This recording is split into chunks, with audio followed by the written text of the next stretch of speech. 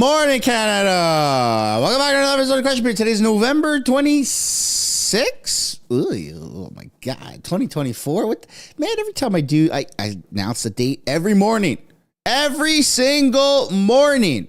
And I'll be honest, guys, it's not for you, it's for me. So I know how fast the days are going by. Because ever since having a kid, two kids, time expedites. Every kid you have, time goes double fast. Double. It's like watching a show and then you're trying to fast forward. Instead of skipping 10 seconds, you hold it down and it goes 2 times, 4 times, 6 times, 12 times, right? That's how it feels. And then since the blip, obviously time already feels expedited. So there you go. November 26, 2024. We got one hell of a stream lined up today, man. Canada sucks. Canada sucks. The end. Roll the credits. Canada sucks. I don't know how else to say it other than the fact that Canada sucks. You don't suck. I don't suck. The people don't suck. Our land doesn't suck. Our politicians suck. The situation right now in Canada double sucks. It's just really sucky all around. Really sucky. Master sucker is actually Justin Trudeau. And what he's sucked himself into right now is 25% tariffs. 25% tariffs, a threat by Donald Trump. Now, I like Trump. I do. I've lost subscribers because I say I like Trump. That's fine. Whatever. I like Trump. I've been a closeted Trump supporter for a very long time. Behind closed doors. I'm a huge Trump fan. The biggest Trump fan. But now I feel like it's safe to come out of the closet. So here we go. I'm a Trump fan, folks. And what he's done lately, it puts me between a rock and a hard place. Because I like the guy, but come on, man. Come on. Why are you punishing Canadians for Trudeau? Why are you punishing Canadians because of Trudeau? Now people are really going to hate Trudeau. 25% tariffs on Canada. That's not on Trudeau. That's on us. And I hate it. I can't blame the guy. Canada sucks. Like I said, our policies suck. We are letting terrorists. So for those that don't know, we're letting terrorists here into Canada, right? Through student visa programs, through immigration, through refugee status, you name it, we've done it. Then terrorists get bored here. Canada, too cold. Let's go. So they go across to America, usually illegally. Rock some road, literally walk across the forest, down a dirt road. There they are in America. They even plan their terrorist activities here in Canada, and then they're going to execute them in America. Real thing. It's been prevented multiple times by the FBI, and they're like, hey, whoa.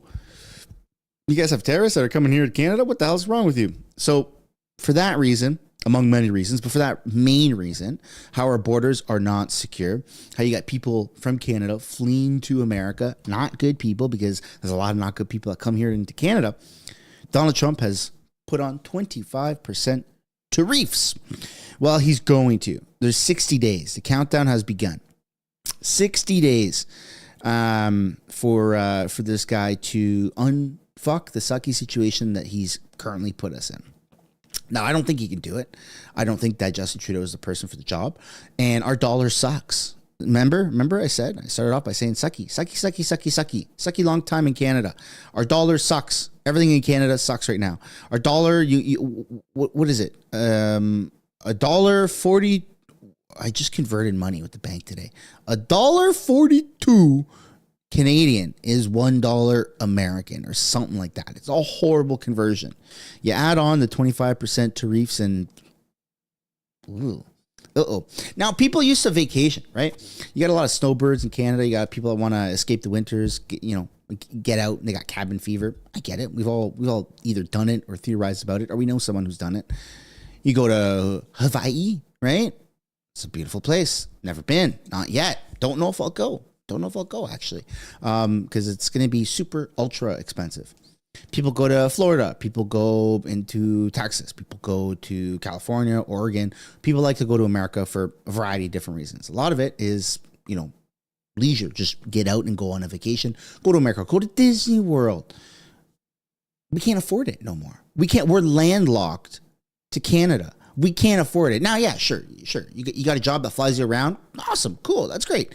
Enjoy it because personal expenses to fly around, personal expenses to travel, people can't afford it. It's bonkers. You could do it. You could put it on your credit card. You could do it, but it's financially irresponsible for a lot of people. It doesn't make any sense. So we're in a shit situation here where our dollar is trash. Our politicians are trash. And now our dollar is about to get worse. And our politicians are going to make things worse. So, yeah, welcome back to another question period episode, everybody. Before we get into it, I want to encourage y'all to smash the like button and subscribe if you haven't already. It does really help grow the channel. We're going to start off with a recoup of what happened. So we're going to take a look at what Donald Trump said. We're going to take a look at what's going to happen. We're going to take a look at Justin Trudeau, who answered. And then we're going to take a look at Pierre Poilievre and what he has to say this morning about the tariffs. And then question period will be ready. So get your likes in, subscribe, get yourself a coffee, get yourself situated. And without further ado, let's just get into this, shall we? Here we go. To me, the most beautiful word in the dictionary is tariff, and it's my favorite word. U.S. President-elect Donald Trump used his favorite word to threaten a trade war. On his first day in office, Trump says he will sign all necessary documents to charge Mexico and Canada a 25% tariff on all products coming into the United States and its ridiculous open borders. It's not clear to me that Trump has an understanding of how the global economy works. But it's something that has to be taken very seriously. Political science professor Max Cameron points out most of the trade between Canada and the U.S. happens within multinational corporations that have plants in both countries. So the move would also hurt American consumers. Automobile parts made in Hermosillo, Mexico, get used in plants in Kentucky that build automobiles. Same with cars in Canada. If you're going to be imposing tariffs on everything that goes back and forth across the borders, you're going to raise the price on the things that you're selling to your own consumers as well as to Canadian consumers. The Greater Vancouver Board of Trade says the federal government needs to act quickly on the threat. This is really concerning and would have serious consequences for workers, for businesses, for families right across British Columbia and across Canada.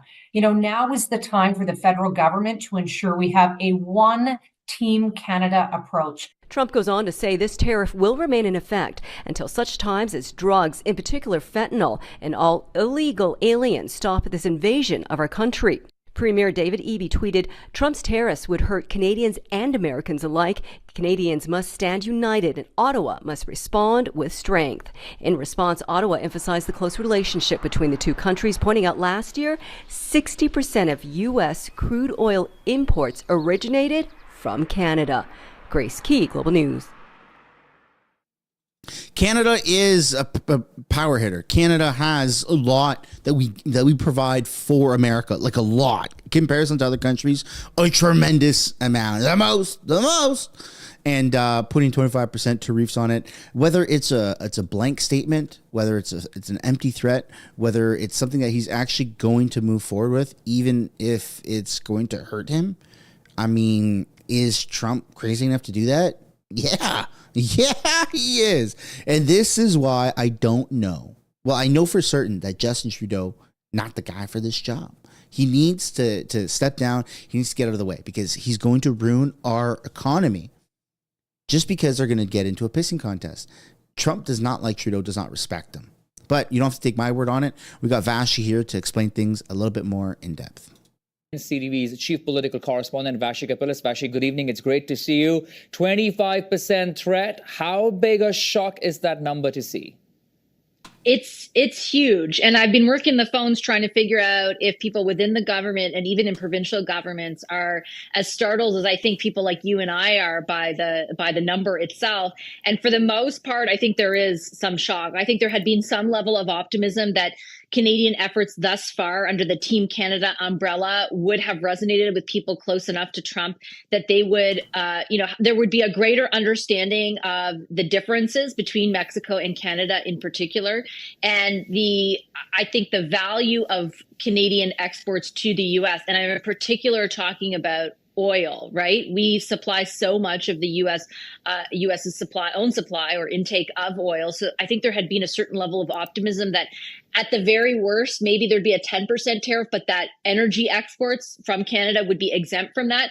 There's nothing about this in what you just read. There is no such thing as an exemption. We are lumped in very closely with Mexico. And he is so specific about it that he's saying it's going to happen on day one through an executive order. I can't imagine him rolling that back at this point. So then the question becomes, what does the federal government do? What does Canada do? Do they hearken back to the first iteration of Trump and the threat of, or the imposition rather, of 25% tariffs on aluminum and steel and impose counter tariffs? What does that do to our economy? It's just a real, it's a shocker to the system, and I think to the economic system as well, potentially. It sure is a shocker. Like you said, 25% is a number we weren't expecting to see anyway. But Vashi, the fact that this announcement on his social media comes with some conditions, there are caveats attached. He says until, for example, invasion of our country doesn't stop. He's talking about drugs need to stop. And all of this, as we know, has been in the discussion with this incoming administration. But all of this also takes a lot of time. It's not something that can actually happen with the stroke of a pen. We've had 9 years, dipshit. We've had 9 years to try and do stuff. So yeah, it doesn't happen overnight. How many nights in 9 years? Hey Siri, what's 9 years in number of days? Like, come on. Are you kidding me? It doesn't happen overnight. Get real. Well, and I think we'll need some, and we'll seek some, more specifics about what he means when he references issues at the border, right? There is a different set of issues at the Canadian border than there is at the southern border with Mexico. I think that we as Canadians, and particularly those in government, have been sort of reassured by the idea that if you just look at the volume of people or issues at the border, you're going to see that the volume at the southern border with Mexico far exceeds anything happened at the Canadian one. But we got some signals, to be fair, actually, since Donald Trump was elected, from the person that he chose to be his border czar, who very clearly said, I have worries about the northern border. I have worries about human smuggling, about the number of people who are kind of smuggled across from Canada into the United States. We have concerns about fentanyl. Like, they have raised these concerns, whether we believe they're fully substantiated or not. The signals were there. It's very interesting, and I'm glad you pointed out that they are being so inextricably tied to decisions on trade, right? He's worried about the border. Like, what exactly is Canada, going to be required to do in order to secure some kind of exemption from these tariffs? Or does he have his mind set on them? He has his mind set on it, Vashi. He has his mind set on it. How about we do what's best and we stop rewarding criminals? We get rid of the drugs. We get rid of the crime. We start scrutinizing 2, 3, 4, 5, 6 layers, 7 layers of security when you're bringing immigrants into this country. Make our passport great again. Make it difficult to be Canadian. Make it really difficult to even want to come and be a Canadian, potentially be a Canadian. Come on. Like, this is what happens. This is what happens when the woke radical left invades politics. Is when things go back to reality, which is what America is going through right now, back to reality, back to normalcy. We're stuck holding the bag. Come on, man. And then we have to enter into what do we do in response, aka a counter tariff. One other question before we move on, Vashi. The fact that in the past also we have seen Canada sort of responded to this when there was this trade war, I can call it, between the US and Canada when Trump was in White House. But the possibility of this, how much do you think this is just a threat? Because we know, as Donald Trump has said in the past, he wants to renegotiate NAFTA, and that's going to happen in 2026. Well, I think we just don't have a choice about whether or not to guess. I think everyone has to operate under the assumption that he means what he says.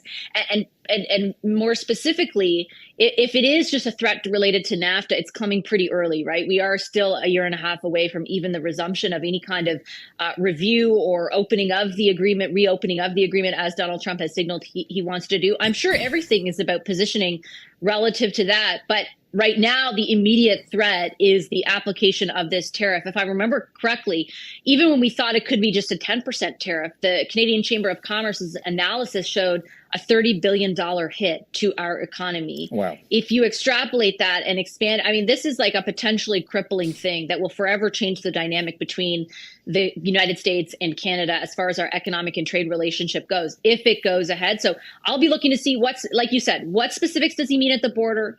What exactly is he looking at from the federal government? I am anticipating a comment tonight from Public Safety Minister Dominic LeBlanc, who oversees the border. So that should tell us something about where the Canadian government is headed as well. All right, we leave it at that. that. For the moment, CTV's chief political correspondent Vashi Kapila. These people are nuts. These people are nuts. Like, not just CTV, but I just mean these people in general that are like, no, there's no way Donald Trump can do something like that.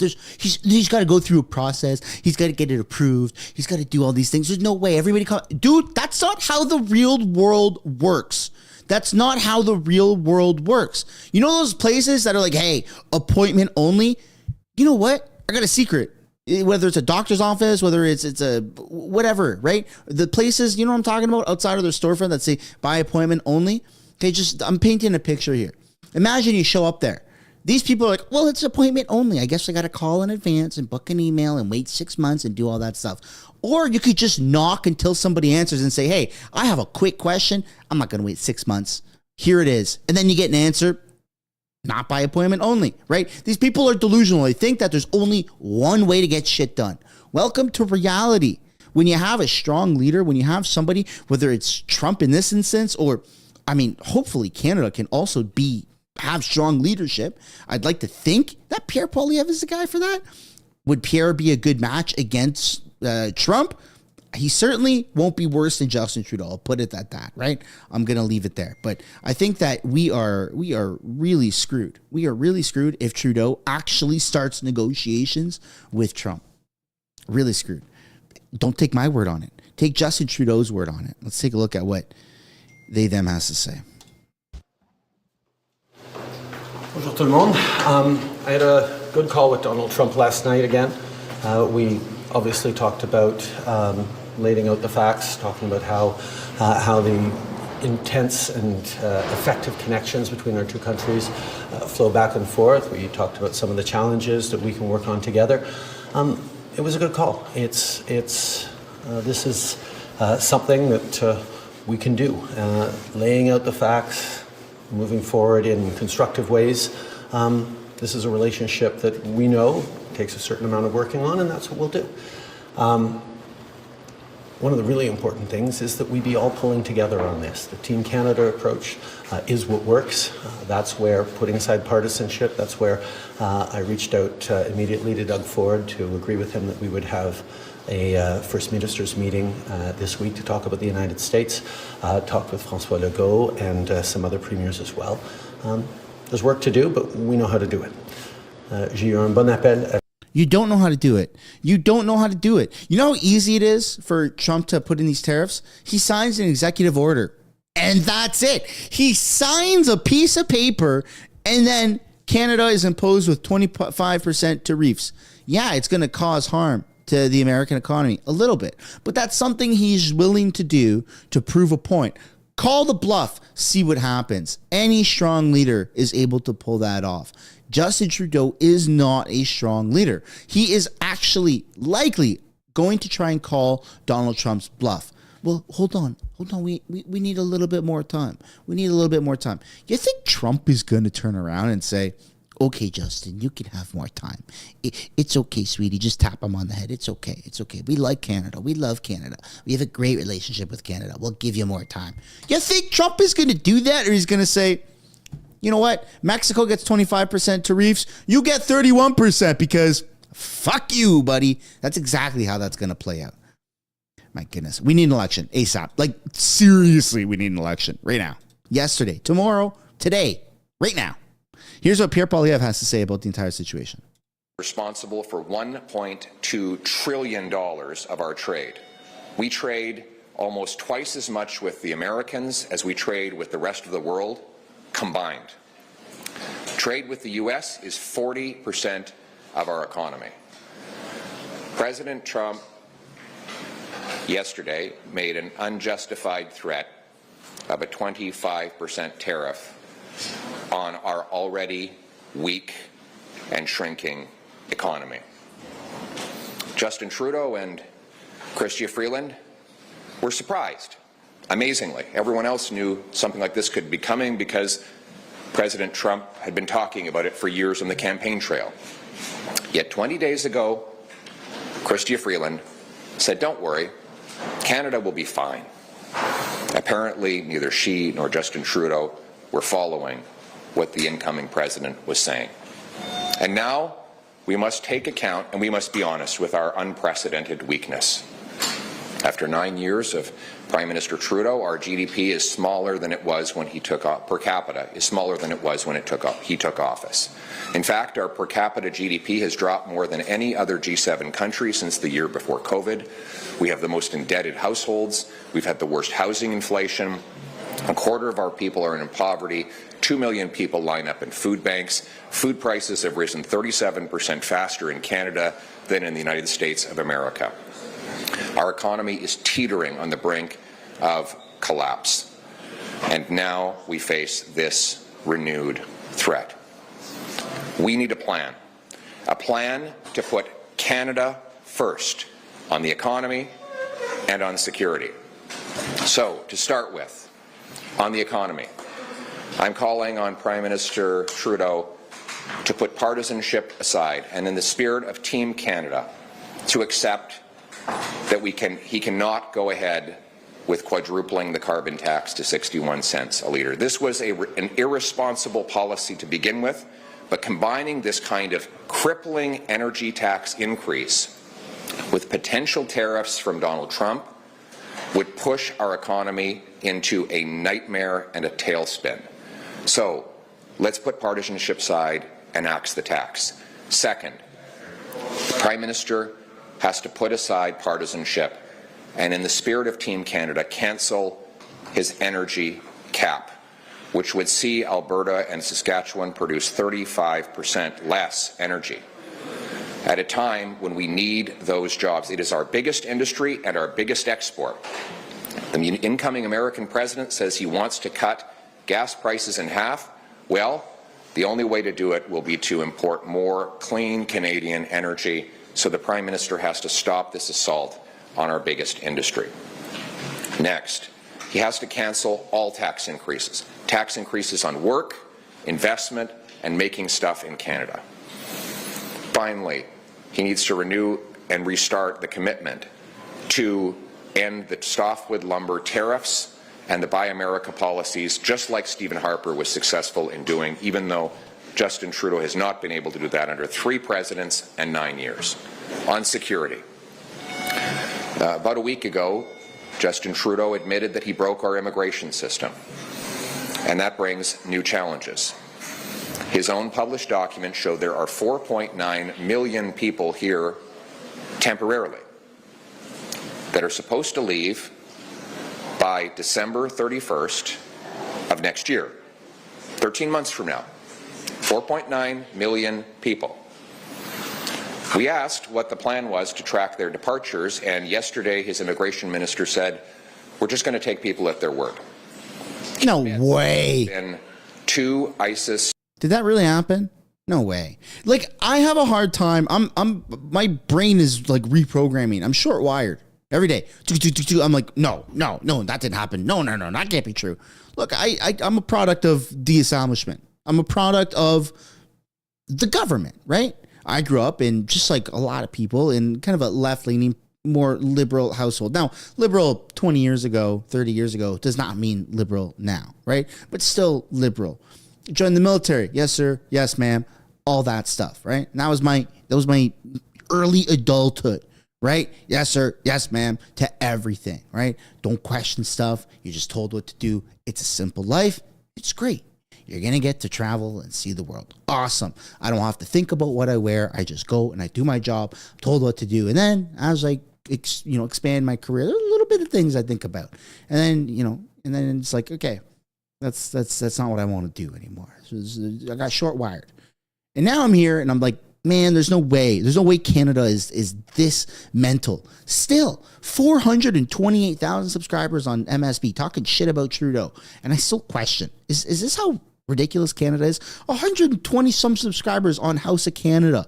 And I'm still sitting here questioning, after making a lot of videos talking about this stuff, watching all the news, after seeing everything that's happened, I still think maybe there's a chance that they're not this far gone. There's no way that Trudeau and the Liberals are this insane. I question myself more than I should. For those that didn't know, maybe that's new information to you. Maybe that's relatable information to you. But I question myself because I think that there's no fucking way in hell that this is how stupid these people are. Yet here we are, get proven wrong every single time. This is how stupid they are. We're just going to take people at their word for leaving the country who are supposed to be deported. Yeah, come on, give me a break. Give me a freaking break. No wonder Canada's a pile of crap right now. Come on, man. Terrorists allowed into our country. What is the plan to protect our security and reinstate sovereignty over who is in our country? Military. Justin Trudeau has demolished our military with poor decisions, botched procurements, and wasted money. One thing he could do today is announce that his planned billion-dollar cut to the military is cancelled, and then present a real plan to reallocate money away from lower priorities towards rebuilding our military and reinforcing our military security over North America. And finally, on drugs. I don't want to stop drug overdoses to please Donald Trump. Nope. I want to stop drug overdoses so that there's not one more mother with her face buried in a pillow sobbing that she just lost her kid. After 47,000 other Canadians have died. That's more than we lost in the Second World War. A 200% annual increase in drug overdose deaths have resulted from Justin Trudeau's radical liberalization of drugs. Justin Trudeau must put partisanship aside, not just for the sake of Team Canada, but for the sake of our people, and fully reverse his liberalization of drugs. Ban them, prosecute those who traffic in them, secure our borders against the illegal importation of fentanyl ingredients, put people in treatment and recovery to bring our loved ones home drug-free. That is necessary now more than ever. Look, President Trump has the right to put his workers and his nation's security first. So does Canada. I will put Canada's workers and Canada's security first. We need a Prime Minister with the strength and the smarts, the brains and the backbone to stand up for this country, to rebuild our security, our military, and our economy. That is what I will do. Let's bring it home. Should Canada have less reliance on American trade, in your view? That's a nice idea. It's a very nice idea. We live next door to the biggest economic and military superpower in the history of the world. And we don't rely on them. Get a grip, reporter. About other trade partners, but I'm interested in reality. We've been fantasizing for the last 9 years, and look where it has got us. What we actually need to do is stand up for our economy by axing taxes, unleashing free enterprise, having a massive boom in our energy and resource production, and standing up for our country against unfair tariffs abroad. Aside from all the measures that we laid out, would you be willing to retaliate? If necessary. Si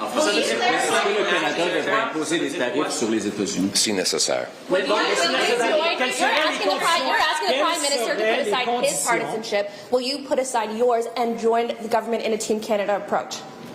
I'm making nonpartisan suggestions today. But let me be clear. What we don't need is a spectacle of a bunch of politicians sitting around tables, meeting, and holding photo ops. I know that would be a wonderful spectacle for all of you. You would all enjoy that kind of interpersonal theatrics. But what we really need is an action plan with tangibles. So, bottom line, Trudeau's got to axe the carbon tax. He's got to lift the production cap on Canadian energy.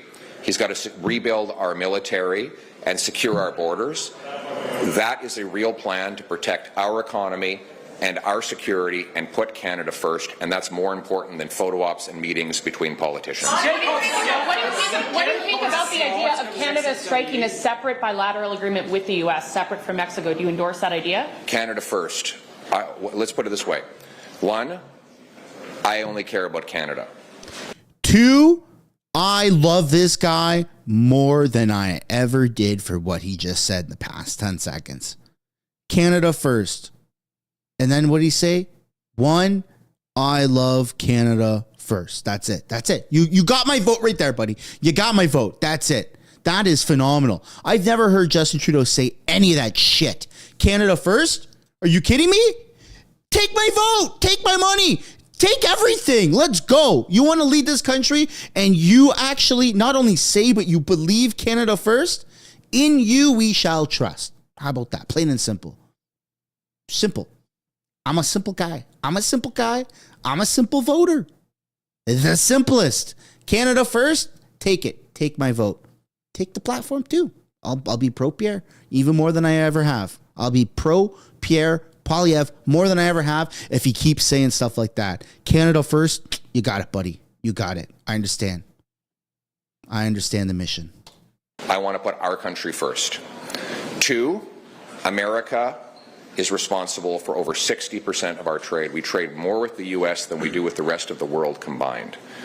I will do what is necessary to preserve and protect that relationship above all others. $250 checks. Has your party decided if you support them?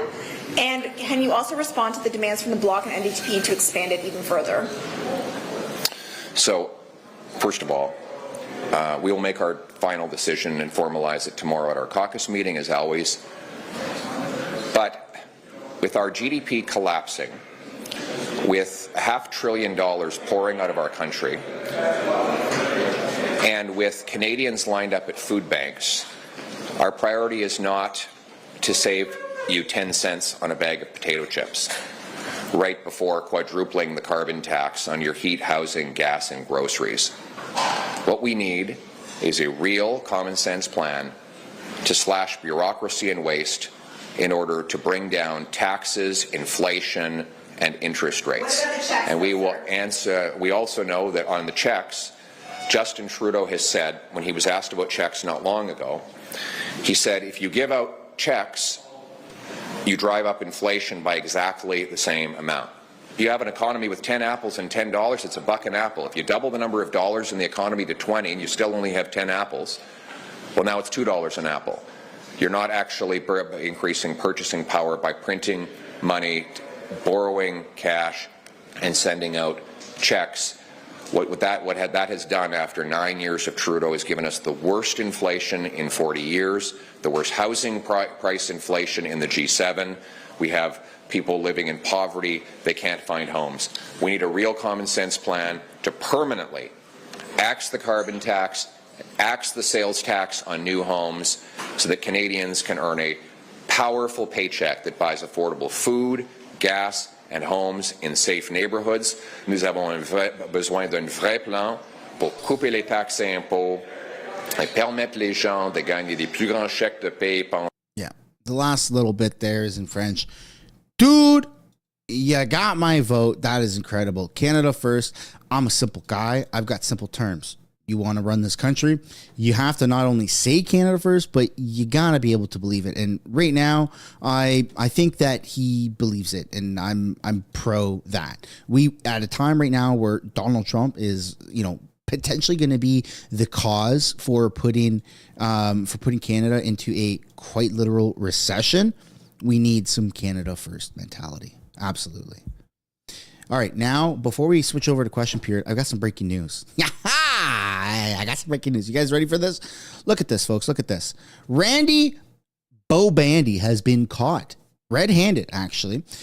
So you have the federal government has suspended Edmonton Centre MP Randy Boissonneau's former medical supply company from obtaining government contracts. Randy is not only removed from a Liberal MP, but he is no longer getting government money. Isn't that a beautiful thing? We're just seeing some news that Randy Boissonneau's company, GHI, has been suspended from eligibility for government contracts. Could you clarify if that's correct and whether or not GHI, Randy Boissonneau's company, is currently eligible for contracts? Thank you for the question. So I can confirm that as the Registrar of Ineligibility and Suspension, I provisionally suspended GHI from doing business with the Government of Canada. The suspension came into effect November 22nd, 2024, and will be... Good. So there you go. Randy got caught pretending to be Indigenous so that he can get government money. He then got removed from the Liberal cabinet, and he's sitting as an MP somewhere in the ether as an independent. But that won't last very long. He's going to be booted from Parliament in its entirety. This is good. It means accountability. And this would never have happened if it weren't for the Conservatives pushing for this crap to go public to the extent that it has. Good job, everybody. We have some actual accountability. Not only did he get fired, but he got fired without pay. Kind of. I mean, his company got fired without pay. He's still, of course, an MP, a sitting MP in the ether, like I said, as an independent. But right now, his company ain't getting no more free money. His company is going to have to go and do its own thing. And with this amount of backlash, his company is going to struggle. It's going to struggle. It's not going to be good for business. And then, I mean, he's not going to be a sitting MP for very much longer. I'll tell you that for free. He's done. All right? He's done. So good job, everybody. Good job. We got some actual accountability happening now. We're going to take a look now, question period. We're going to take a look at question period. I hope everyone's having a good time. Holy smoke, man. We got 3,000 people in here. Wow. If you haven't yet already, I'd like to encourage you guys to smash the like button and subscribe. It does really help grow the channel. It helps push the live streams out further. This is going to be an insane day. We just started off with a metric shite ton of news about the Tariffs, about Pierre Poilievre's response, and now we're going to see it happen in real time in the House. So smash that like button. Let's get flying over 1,000 likes. Let's get some more people in here. We got a great turnout. I see the chat's been flying. I've seen the comments as we were watching those videos, catching up with the news, and this is going to be crazy. Just a reminder, W's in the chat is reserved for when someone says something that is deserving of a win. Usually it's always the Conservatives, right? Pierre roast Trudeau, W's in the chat, because that's how we show our support. Liberals, on the other hand, say something stupid. Jagmeet says something stupid, or the House Speaker tries to mute the microphone. Then you put L's in the chat. And speaking of muting the microphone, yesterday there was an internal letter sent out to some House of Commons staffers. And in response, by Greg Fergus, the House Speaker, and in response to that internal email, a lot of staffers replied. A lot of people, MPs, people replied to Greg Fergus and said, sign the petition, stop muting the mic.ca. Greg Fergus has personally replied to me and said that, you know, he's read the petition. We've seen him struggle for muting the microphone, where he stands there and puts his arms like this and he goes, I want to mute. So the petition is actually working. Now, are we actually going to see them physically remove the mute button? I don't know. But he's being watched and he knows. We got 3,200 people in here. We always get triple the viewership of CPAC. This ain't no joke. This ain't no joke. So we're doing some real stuff. You know what? Put some W's down in the chat for the petition. Huh? How about that? All of you that have signed, put some W's down in the chat for the petition. Without further ado, folks, let's get right into this. Huh? Here we go. Time for serious violent crimes. A conservative government will bring home safe streets. Yeah. Order, please. The honourable member from North Okanagan, Shuswap. After 9 years of NDP Liberal policy failures, there is only one person keeping this Prime Minister in power, and that is the leader of the NDP. Remember the NDP leader's big stunt when he told Canadians he'd ripped up the coalition deal with the Liberals? It was a scam on voters of Elmwood, Transcota, right before a by-election. Since that by-election, he's forgotten all those nasty words about the Liberals. He continues to support the carbon tax, sending Canadians to food banks in record numbers. A tax that even NDP BC Premier David Eby said he would scrap. The NDP Liberal soft on crime policies have led to a 50% increase in violent crime, and their hard drug legalization that fuels crime, chaos, death and destruction in our communities is a failed social experiment. Every day this Prime Minister remains in power is because of the leader of the NDP. It's time for Canadians to have their say in a carbon tax election now.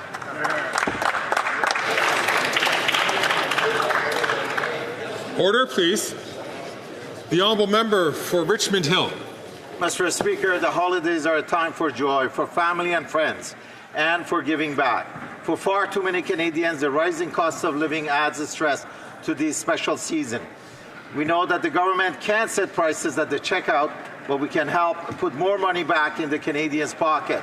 That's why, starting December 14, we are lifting the GST/HST on many essential goods over the holiday season. You solve poverty. Thank you. To ask, Mr. Speaker, that means no taxes on groceries, no taxes on restaurant meals, no taxes on children clothing and toys. Even the the family Christmas tree will have GST/HST taken off this holiday season. I can tell you that much. Grandpa will be buying a lot of presents for Ariana. By making many essential goods GST and HST free, we will be delivering meaningful saving for Canadians with real relief at the cash register. Thank you, Mr. Speaker.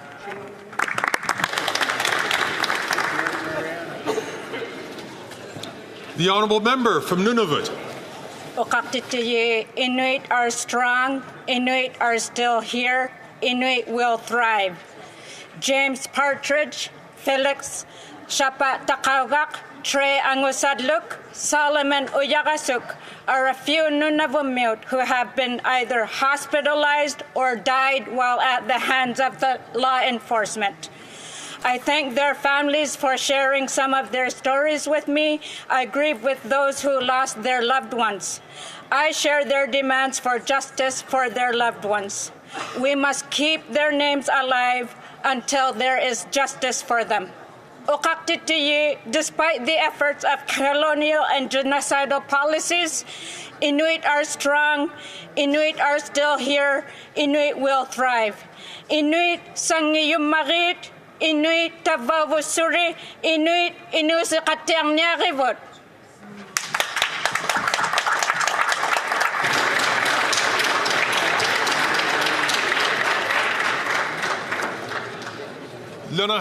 The Honourable Member for Repentigny.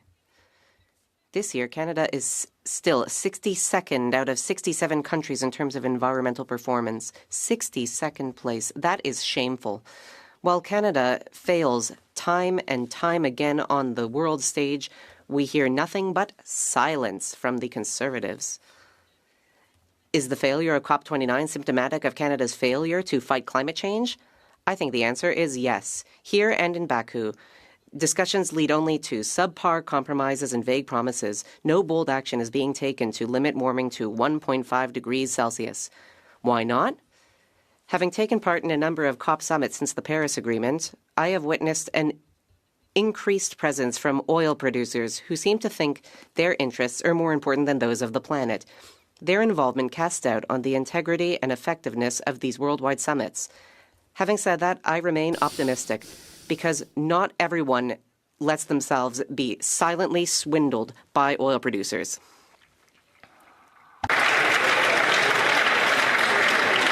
The honourable member. Yeah, I know. The watermelon pins drive me nuts, guys. Mr. Speaker, yesterday the Deputy Prime Minister said she wanted to, quote, help Canadians get past the vibe session, unquote. Well, Mr. Speaker, I'm not exactly sure what that means, but I do know that this Deputy Prime Minister has unleashed 9 years of economic vandalism on Canadians. Canadians are poorer now than they were 9 years ago. She might think that that's just bad vibes, but it's a fact from Statistics Canada. $500 billion have left Canada for the United States and taken thousands of jobs with them. Does she think those are just bad vibes? But does the Deputy Prime Minister think that if Canadians are lined up at the food bank or can't afford rent or mortgage, that it's their fault for having bad vibes? Taxes are up, costs are up, the deficit's up, and time is up. Canadians are desperate for change. They're ready for a common-sense Conservative government that will axe the tax, build the homes, fix the budget, and stop the crime. And I'll leave the Deputy Prime Minister alone if she wants to talk about vibe sessions.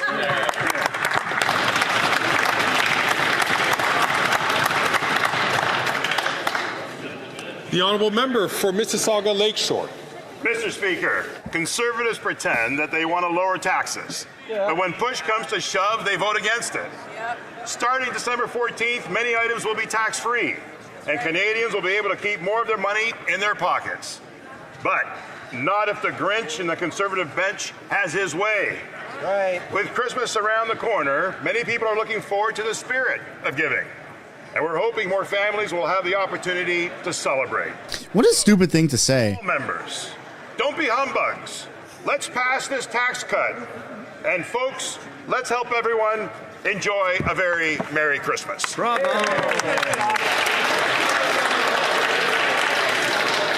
Oral questions. Oral questions. Questions orales. Honorable Leader of the Opposition, to be next Prime Minister Canada, Pierre Poilievre. We need a plan for our security, safety, and our economy. A Canada First plan. But for months now, Mr. Trump has been threatening tariffs. Here we are today without a plan. The big plan is a Zoom call, Mr. Speaker. There's no plan to reverse the liberalization of drugs that has gotten Americans so worried. There's a lot of chaos that our Prime Minister has caused at the borders. There's no plan to cut the taxes that are harming our economy during these uncertain times. Where is the Canada First plan? The Right Honourable Prime Minister. Mr. Speaker, I had a good call with Donald Trump last night. I underscored that we've been working together for decades to create prosperity on both sides of the border. We must work together. That is how we can meet challenges together and create prosperity for all. We will always defend Canadian jobs, Canadian workers, and Americans too. We will do this in a nonpartisan way. We will work as a team. That's what works in teamwork, nonpartisanship. I've spoken with the Premiers Ford and Legault. We will all continue to work together to defend Canada. The Right Honourable Leader of the Opposition. Right, but apparently the call didn't work because just a few minutes later, President Trump threatened Canada with tariffs. The same goes for softwood lumber and Buy America. For 9 years now, our Prime Minister has not gotten any gains for Canada. And now he's admitted that he broke our immigration system. There are 700 foreign students who need to leave Canada within a year. They can illegally cross south into the United States, which would be a huge issue. What is the Prime Minister's plan to fix the immigration system that he broke? The Right Honourable Prime Minister. That's your buddy. Speaker, there are international students who come from everywhere in the world to study in Canada. They're in Canada during their studies. At the end of their studies, they return to their countries of origin. That is what happens in the majority of cases, an overwhelming majority of cases. And we do have a system for when people do not return to their countries. Our immigration system does help us address current challenges. We have reduced immigration to Canada recently in order to give our economy a chance to catch up. That's part of an immigration system that works and that meets the adapting and changing challenges that we have today. Plan for economy and security that puts Canada first. But despite the fact the Prime Minister has known for years that Trump was threatening these tariffs, and for 3 weeks that President Trump had won the election, the only plan he has is a Zoom call. No plan to reverse his disastrous liberalization of drugs that have killed people and now threaten our borders. No plan to fix the broken borders that he caused. No plan to cancel the tax increases that will drive billions and many jobs away. Where's the plan to put Canada first? There you go. I love that. Canada first. Instead of panicking and falling back on slogans like the Leader of the Opposition, we rolled up our sleeves and we're getting to work. We're working with all the premiers, pulling together in a Team Canada approach, because that's how we defend Canadian jobs from coast to coast to coast. I spoke with Donald Trump yesterday evening, talked about how important it was for us to work together to solve some of the challenges we're facing as a continent, as countries, but also work to grow our economy. Dude, he's wearing the bracelet from Taylor Swift concert. The border. This is the responsible, methodical approach we're taking as we move forward, right here. While our opponent falls back on slogans and fear. Our Prime Minister is wearing a Taylor Swift friendship bracelet. He spoke with the incoming president, and moments later, Mr. Trump put out a tweet slapping a 25% tariff on Canada. So that worked about as well as the Prime Minister's efforts on Buy America and softwood lumber, which continue to be penalized, even though the previous Conservative government got both of those things lifted. Now move over to drugs. The Prime Minister's disastrous legalization and liberalization of drugs has the Americans worried, in addition to costing 47,000 deaths in Canada. Where's the plan to stop the drugs and keep our border open to trade? The Right Honourable. Well said, Pierre. Mr. Speaker, once again, the Leader of the Opposition is just making stuff up. I clearly spoke with the President of the United States an hour and a half after he put out his suggestion on tariffs. The reality is we're going to continue to work constructively with the incoming administration to protect Canadian jobs, to protect Canadian growth, to take the responsible approach that isn't steeped in partisanship, that pulls together the Team Canada approach that stands up for Canadians instead of throwing our arms up and saying all is broken like the Leader of the Opposition. The Honourable Leader of the Opposition. Well, that's even worse. The statement went out promising tariffs before they even got a chance to speak. It's kind of like him backing down on Buy America and backing down on softwood lumber, Mr. Speaker. Now let's move to the tariffs the Prime Minister wants to impose on our economy. Quadrupling the carbon tax to 61 cents a litre would cripple our economy. New tax increases on work and energy would do likewise, sending hundreds of billions of dollars south of the border. Now that Canadians are facing this economic crisis, will he at least cancel his plan to hike taxes so we can save jobs? Throw some W's in the chat, eh? The Right Honourable Prime Minister. Speaker, we see once again the Leader of the Opposition flailing and inventing stuff to try and fit his preferred attacks into his priorities.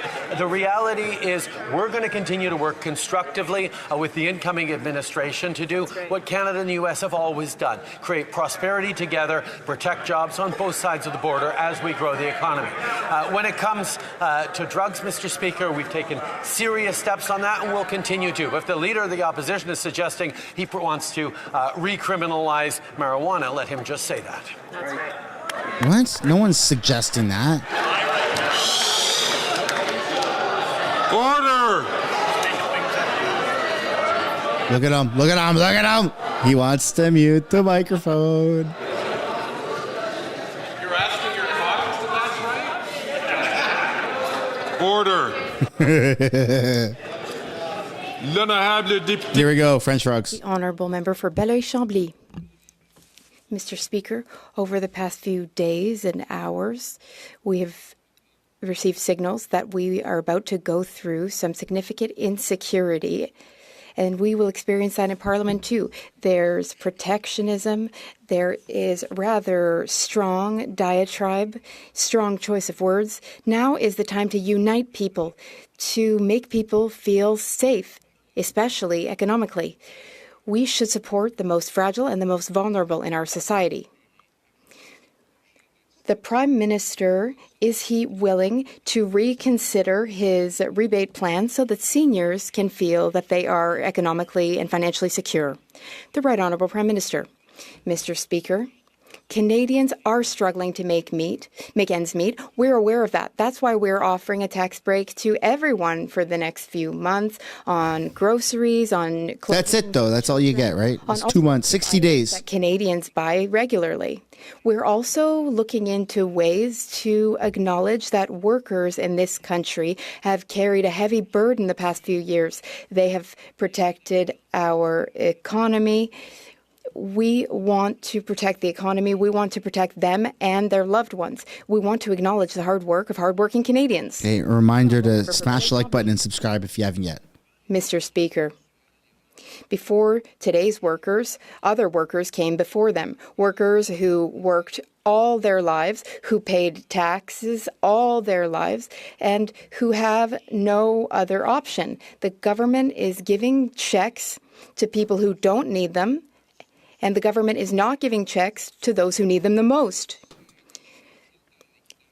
Would the Prime Minister agree to decrease the salary and give the extra money to those who need it and to seniors.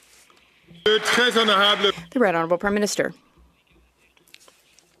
Mr. Speaker, all Canadians are struggling in different ways. That's why we're investing in creating more daycare spaces. We're also investing through the Canada Child Benefit, which is increasing every year. We're also trying to help seniors. We're helping the seniors through dental care. We're helping seniors by increasing the guaranteed income supplement. We did so by 10%. And we also increased the OAS for those over 75. We want to help all Canadians, especially hardworking ones who are also struggling, and that's why we will be going ahead with this initiative. Donald Trump's threats of tariffs could threaten hundreds of thousands of Canadian mortgage-paying jobs. The only thing a bully responds to is strength. So where is our plan to fight back? Where is the war room? Where is a concrete plan to bring our issue before CUSMA? Why isn't the Prime Minister fighting like hell for Canadian jobs? Call an election. Get Pierre to fight. This might be Jagmeet's breaking point, by the way. Honourable Prime Minister. Mr. Speaker, rather than panicking, we're engaging in constructive ways to protect Canadian jobs like we have before. I don't think the idea of going to war with the United States is what anyone wants. What we will do is stand up for Canadian jobs as we have before, as we will continue to. Stand up for the prosperity we create when we work together. Stand up for the challenges that we're facing, that we're protecting Canadians from. There is work we can do together. That is the work we will do, seriously, methodically, but without freaking out the way the leader of the NDP seems to be. Stop freaking out, Jagmeet. The Honourable Member for Burnaby South. If the government ignores this problem, they need to take it seriously. They can't afford another letdown. Les attaques de Trump n'étaient pas une surprise. Trump's attacks did not come as a surprise. We saw the writing on the wall. But the Prime Minister prefers to turn a blind eye, and he's been saying that everything is going fine. Meanwhile, thousands of Canadian jobs are at risk. Why hasn't he done anything about Donald Trump's threats? The Right Honourable Prime Minister. Mr. Speaker, we take our economy and defending it seriously. That means we can't take action out of panic. We need to defend the principles that will help us thrive. In North America, we all succeed when we work together. We will work with the American administration to address the challenges that both of our countries are faced with. We will work together to create prosperity for our workers and to defend our workers. That's what we've always done. That's what we will continue to do. Mr. Speaker, this is not time to panic. This is time to work hard, and that's exactly what we're doing. That's an interesting tactic. From Regina Capel. We need a Canada First plan to fix what the Prime Minister has broken. The first time he went head-to-head with Trump, the Prime Minister was forced into accepting humiliating concessions on agriculture, steel, tariffs, and on Buy American. And that was when Canada had a stronger position thanks to a decade of low-tax, pro-job, conservative policies. After 9 years of economic vandalism, though, he's put Canada in an extremely vulnerable position. Per capita GDP is now lower than 9 years ago. Canada has the most indebted household amongst our trading partners. We have the worst housing inflation, and food prices have risen 37% here, faster here than in the U.S. Now that he's negotiating a position of weakness, why should Canadians expect any? Look at that, man. They're not messing around. Canada first, baby. For export promotion and international trade. Mr. Speaker, I want to be clear. We will always be there to protect Canadian workers and Canadian businesses. We have been there for Canadians before when we renegotiated NAFTA. I remind the member opposite that it was the Conservatives who wanted us to capitulate during that time. But we stood strong, and that's a testament to the facts. Canada-U.S. trade is at an all-time high last year of $1.3 trillion. Canada places the highest priority on trade and the integrity of our shared border. Mr. Speaker, we look forward to working with the incoming administration. The honourable member for Regina Capel. It was that Prime Minister that was forced to accept humiliating concession after concession. And now he's kneecapped Canada's economy. He's slapped a massive carbon tax here while the U.S. doesn't have one at all. Yep. He's raising taxes on investing in Canada while the U.S. is fighting to attract investment there. Exactly. He's imposed a production cap on Canadian energy, meaning Canada will produce less of what the U.S. needs to buy. Yep. There are less than 60 days left to act. It's time for the Prime Minister to put aside his partisanship, his ideology, and his ego. Will he strengthen Canada's position by cancelling his carbon tax and all tax hikes on jobs and investments? Yeah. Wow. Throw some W's down for Andrew Scheer. Mr. Speaker, will take no lessons from the Conservative. Their strategy, Mr. Speaker, last time was to capitulate on this side of the House. As the Prime Minister said, Mr. Speaker, is to take that seriously and methodically. Mr. Speaker, we have been engaging with our U.S. partner on three key things. The first one is security. Security of the border, security of the North and the Arctic, resilient supply chain when it comes to semiconductors, when it comes to critical minerals, when it comes to energy, and put forward a growth plan for North America, Mr. Speaker. On this side of the House, we'll fight for Canadians, we'll fight for industry, we'll fight for our country, Mr. Speaker. No, you won't. Oh, Melissa Lanceman up next. The honourable member for Thornhill. Everywhere we look, we find more evidence of economic carnage, and now we're up against the biggest economic and security superpower, and this government has no plan. We need a Canada First plan to fix what the Prime Minister broke. When he took office, our GDP per capita was 81% of the U.S.'s. Now it's fallen to 73%. It's a made-in-Canada problem, and it's not about vibes. It's driven by higher taxes, higher spending, higher regulation, and this government's economic vandalism. Faced with the threat of tariffs, when are they going to stop the vandalism and start fixing the crisis so Canadians have a chance? Yeah. The Honourable Parliamentary Secretary to the Deputy Prime Minister, Minister of Finance. Mr. Speaker, when the Conservative Party of Canada wanted us to back down during the last round of NAFTA negotiations, we stood up for Canada. We stood up for Canadian workers. Right. We stood up for the steel workers in Canada, Mr. Speaker. We stood up for Canadian auto workers. We stood up for our farmers and agricultural workers, Mr. Speaker. Right. They want to know what the plan is. We plan on doing it again and getting a win-win for Canada and the United States. Hear, hear.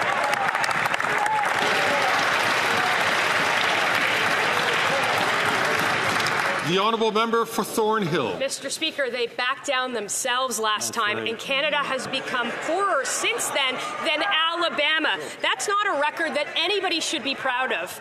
Our productivity gap with the U.S. costs every Canadian $32,000 a year. Average return on investments are 35% higher in the U.S. than in Canada. Our government's plan to quadruple the carbon tax, they doubled housing prices, they increased taxes on work and investment. With the threat of crippling tariffs, will the Prime Minister end all of the tax increases so Canadians stand a chance? Wow. The Honourable Parliamentary Secretary to the Deputy Prime Minister and Minister of Finance. Mr. Speaker, we have an excellent relationship with the United States, a relationship that is mutually beneficial. We do enormous amounts of trade with the United States, and the United States depends on Canada for much of its energy supply, Mr. Speaker. They want to know what the plan is. The plan is to continue to work with the United States in order to protect Canadian jobs, in order to protect the Canadian economy and make it grow for everyone. That's right. Hear, hear. L'honorable député de Mégantic. The honourable member for Mégantic-l'Érable. After 9 years of this Prime Minister, we need a plan to put Canada first and end this Prime Minister's economic vandalism. He broke the immigration system. He is unable to protect the borders. He's left our economy with a huge debt. And young people have lost all hope of ever being able to buy a home. Freaking right. So what's the Prime Minister's plan to put Canada first and protect the futures? Dude, this is going to launch Canada into a actual recession. Mr. Speaker, we won't be taking any lessons from the Conservative Party. The last time they put forward a strategy, it was a strategy to capitulate to Americans. We will always put Canada and Canadians first. As the Prime Minister said, we've been working with American counterparts for months. We've been discussing the safety of our borders. We've been talking about the resilience of our supply chains in semiconductors, in critical minerals, in energy. Also, Mr. Speaker, we do have a growth plan for North America. We will always be there to defend our workers, our industry, and, of course, Canada itself. Thank you, Mr. Speaker. The Honourable Member for Mégantic-L'Érable.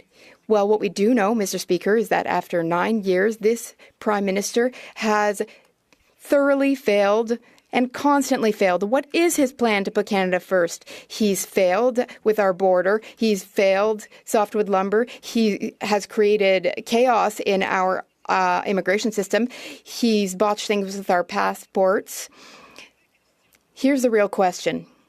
What is the Prime Minister's plan to put Canadians first? The Honourable Minister of Innovation. Mr. Speaker, what the Conservatives don't want to talk about is Canada's investment track record in 2022. Yet last year, Mr. Speaker, Canada received almost $60 billion in investment. Can you believe that, Mr. Speaker? We had historic investments in the automobile sector, in the critical minerals sector, in energy.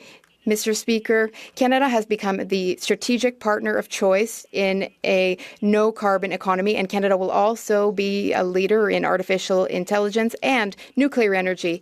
Mr. Speaker, Canada's investing in nuclear in the Indo-Pacific, not in Canada. Mr. Speaker, Donald Trump wants to impose a 25% tariff on all Quebec and Canadian products. That would be a disaster, including for the Americans. First of all, we welcome the fact that the Prime Minister has agreed to meet his counterparts from Quebec and other provinces tomorrow, but he will have to come up with a clear approach. Supply management must be protected immediately through C-282. Ottawa has to demonstrate that it will not bend on our lumber, aluminum, aerospace, and all of Quebec's economy. Now, will the Prime Minister appear before his counterparts with a plan? The Honourable Innovation Minister. Mr. Speaker, I thank my colleague for the very important question. As the Prime Minister said earlier, Mr. Speaker, there will be a First Minister's meeting. Mr. Legault will participate in the meeting. Now, of course, Mr. Speaker, we will always stand up for aerospace workers, aluminum workers, the new and emerging battery industry in Quebec. Mr. Speaker, we cannot panic. It's not the time to panic. It's the time to highlight Canada's advantages and ensure that we are defending all of our sectors and all of our workers. The Honourable Member for Saint-Hyacinthe-Bagotte. Mr. Speaker, Trump's tariffs are designed to force Canada to tighten its borders against illegal migration and drug trafficking. Quebec has been demanding for years that Ottawa fix its colander of a border. Quebec has even had to deploy the SQ, Quebec's police. For years, the Bloc Québécois has been hounding Ottawa about human smuggling and organized crime. Even before Trump was elected, we were calling for more resources at the border. Despite all of those warnings, Ottawa did nothing, and our economy is now threatened by Trump's tariffs. Do they now understand that we have to take action at the border? The Honourable Minister of Public Safety. Mr. Speaker, we didn't just start to understand it now. We have been supporting our border agencies, the RCMP, CBSA. We've been doing this for years. We have the same interests as the Americans. On both sides of the border, we want to ensure the safety and integrity of our borders. Canada wants to determine what happens in Canada. It's the same in the United States. We have a long history of daily teamwork with the United States, and we will continue in that vein. But we need somebody who's actually respected. Well, the Prime Minister will have to announce that he is finally ready to fulfill his responsibilities at the border. He has to announce how he's going to shore up his colander of a border by January. That is the bare minimum. The bare minimum after having shirked his responsibilities despite repeated warnings from Quebecers. Human smugglers and organized crime have been running the show at the border for years. Now, the result of the Prime Minister's inaction is the threat of 25% tariffs, which would put Quebec's economy at risk. Will the Prime Minister finally announce that he will allocate sufficient resources to the borders? The Honourable Minister of Public Safety. Mr. Speaker, once again, we have always sent sufficient resources to the border to support the excellent work done by the CBSA and the RCMP. They do that work with police counterparts, be it the Sûreté du Québec, Quebec Police, or American police. We will continue to guarantee that they have the technology and the human resources that they need. In fact, we will even better support those workers and that technology to ensure that they can continue their exceptional work. Fort McMurray, Cold Lake. We need a Canada First plan to fix what the Prime They found their new slogan, I'll tell you that much. Illegal drugs. 47,000 Canadians have died under this Prime Minister's watch. That's more than we lost in the Second World War. We need to fully reverse his liberalization of drugs that kills our people and threatens our borders. We need to secure our borders against the importation of chemical precursors that make fentanyl and other deadly drugs. Criminals are taking advantage of our drug policies and cooking fentanyl ready for export. Will the Prime Minister finally admit his policies have failed and end his insane drug policies?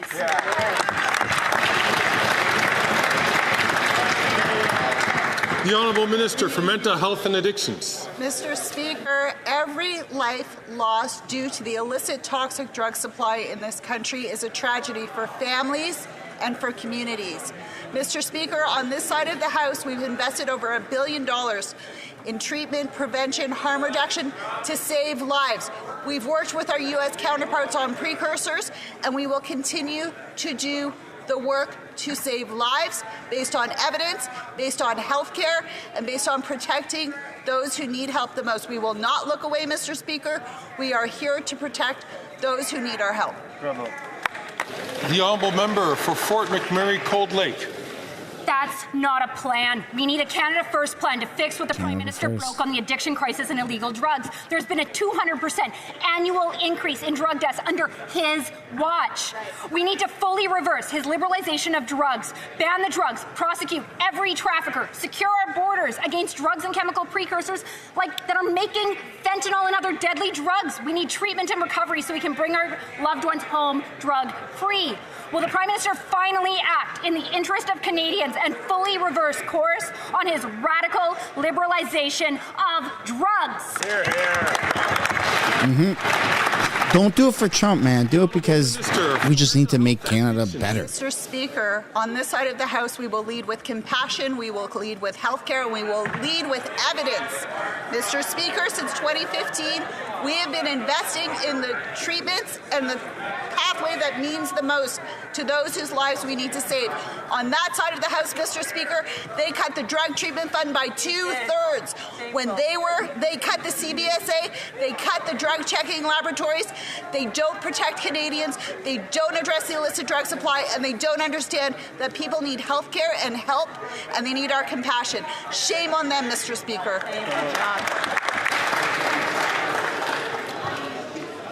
The Honourable Member for Simcoe North. The Prime Minister's economic report card is in. Canadians have the highest consumer debt in the G7. House prices have doubled.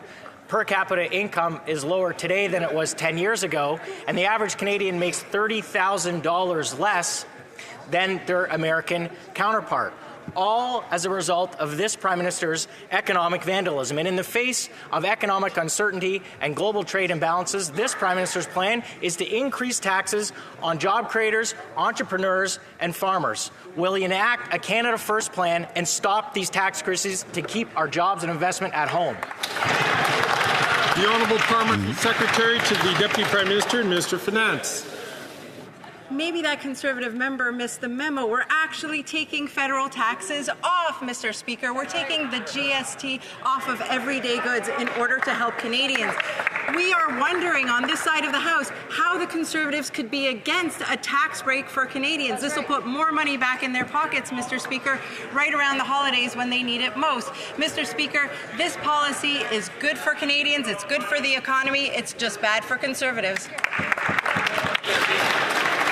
The Honourable Member from Simcoe North. Mr. Speaker, if the government doesn't want to listen to Conservatives, maybe they'll listen to economists at National Bank who found that real GDP has contracted 4% since 2022. This is unprecedented outside of a recession. It's a made in Canada per person GDP recession caused by the economic vandalism of this Prime Minister's policies, whose only plan is to increase taxes on everybody, farmers, physicians, entrepreneurs, and all people who want to invest in Canada. When will the Prime Minister enact a Canada First plan to keep jobs and investment in Canada and our Canadians at home? The Honourable President. This is like super scary times for Canadians. My honourable colleague doesn't quite understand is that we do have a Canada First policy. That's why we have the lowest net debt to GDP ratio in the G7. That is why we have a AAA credit rating. That is why we have inflation being decreased not once, not twice, but 3 times to 1.6% in September, Mr. Speaker.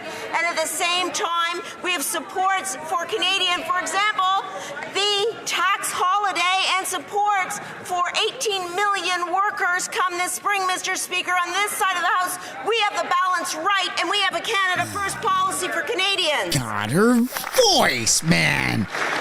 Shut her up.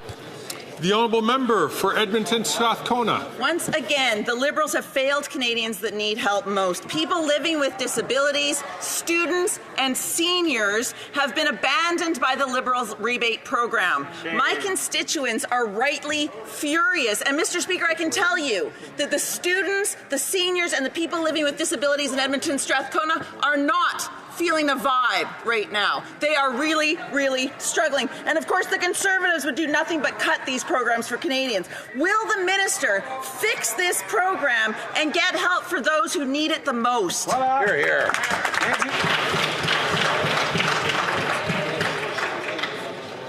The Honourable Parliamentary Secretary to the Minister of Finance. Mr. Speaker, the GST holiday will apply to everybody. All Canadians will benefit from this tax break, Mr. Speaker. But one of the things thank you. You saved that us. people with disabilities aren't working, Mr. Speaker. 62% of people in Canada with disabilities are working and will benefit from the check. There are 1 million seniors in Canada that are working and will benefit from this check, Mr. Speaker. Canadians are working hard and they deserve a break.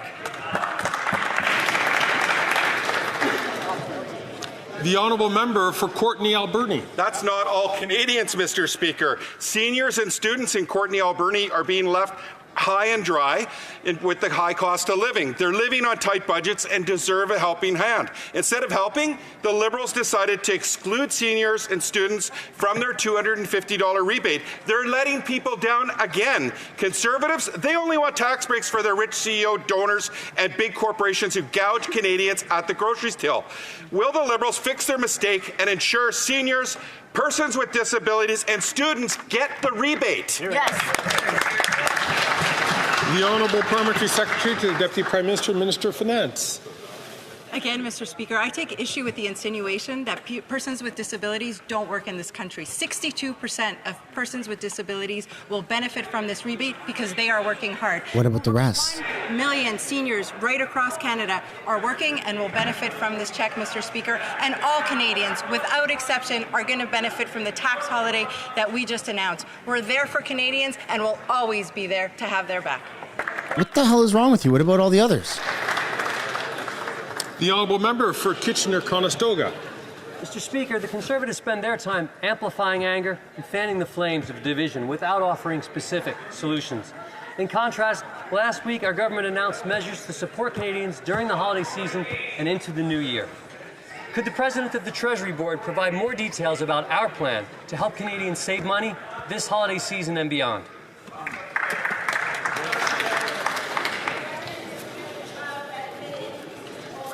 I would invite the Honourable Minister. I'd invite the Honourable Minister to wait until she's addressed. The Honourable President of the Treasury Board.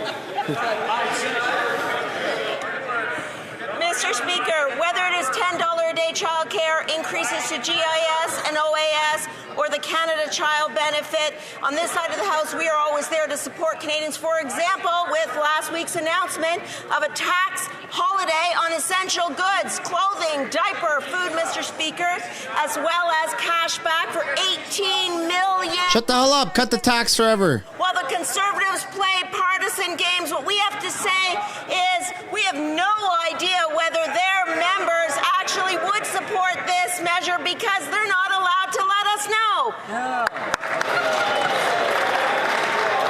No one's buying that, sorry. And to encourage all members not to take the floor unless they are addressed by the chair. The honourable member from Chilliwack Hope. After 9 years, we need a Canada First plan to fix what this Prime Minister has broken. Our standard of living has plummeted compared to the United States. The last thing Canada needs is a capital gains tax hike on our farmers, doctors, home builders and small businesses, but that's exactly what this Prime Minister is proposing. His tax hikes will drive investment, jobs, doctors and food production out of this country at a time when we can least afford it. With the threat of U.S. tariffs on the horizon, why won't the Prime Minister stop making things worse and cancel his reckless tax increases on Canadian jobs and investment? I think we're all freaking pretty nervous about the coming months, eh? It was this Liberal government that reduced taxes on the middle class not once, but twice, Mr. Speaker, and the Conservatives opposed that measure on both occasions. Now, Mr. Speaker, we're coming with a tax break for the holidays. That's going to mean more money in the pockets of Canadians, and yet again, the Conservatives are opposing this measure. Mr. Speaker, do the Conservatives really believe the talking points that they're saying? Mr. Speaker, if they did, they would vote in favour of a tax break for Canadians. That's what we've put on the table. How are they going to vote? The honourable member for Chilliwack Hope. Taxing farmers drives up food costs. Taxing doctors means it's harder to find one. Taxing home builders means fewer homes. Taxing small businesses means fewer paychecks. Raising capital taxes means less investment in the tools we need to halt the decline in our standard of living. Jobs and livelihoods are on the line. With the threat of U.S. tariffs coming down the tracks, will the Prime Minister give Canadian workers a fighting chance by cancelling his destructive tax increases on jobs and investment? Common sense. The Honourable Minister for Innovation. Mr. Speaker, I like very much the member, but let me inform him about a couple of things. Mr. Speaker, when it comes to jobs and investment, Canada received the largest investment in Onta's history, Mr. Speaker, $19 billion, the largest investment in 75 years. Canada also received the largest investment in Dow Chemicals history, 127 years, Mr. Speaker, an investment of $10 billion in Alberta. Mr. Speaker, we received the largest investment in 139 years of BHP in Saskatchewan, Mr. Speaker, $22 billion. Canada is the envy of the world, Mr. Speaker. Let's talk up Canada and stop saying things like you said.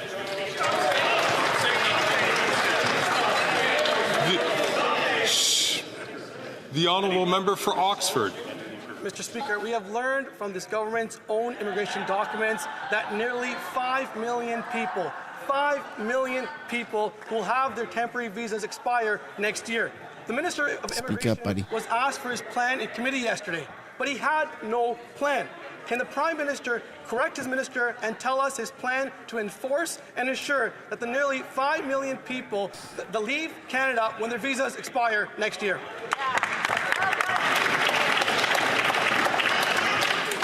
The Honourable Minister for Immigration, Citizenship and Refugees.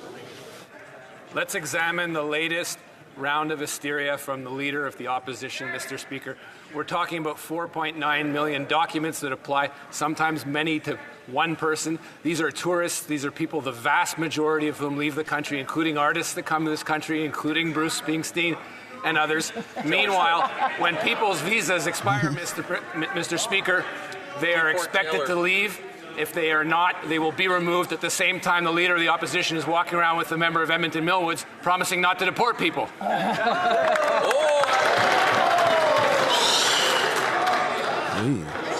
The honourable member for Oxford. Mr. Speaker, again, there's no plan from this minister. And after 9 years of breaking our immigration system, his plan is to ask them to leave nicely.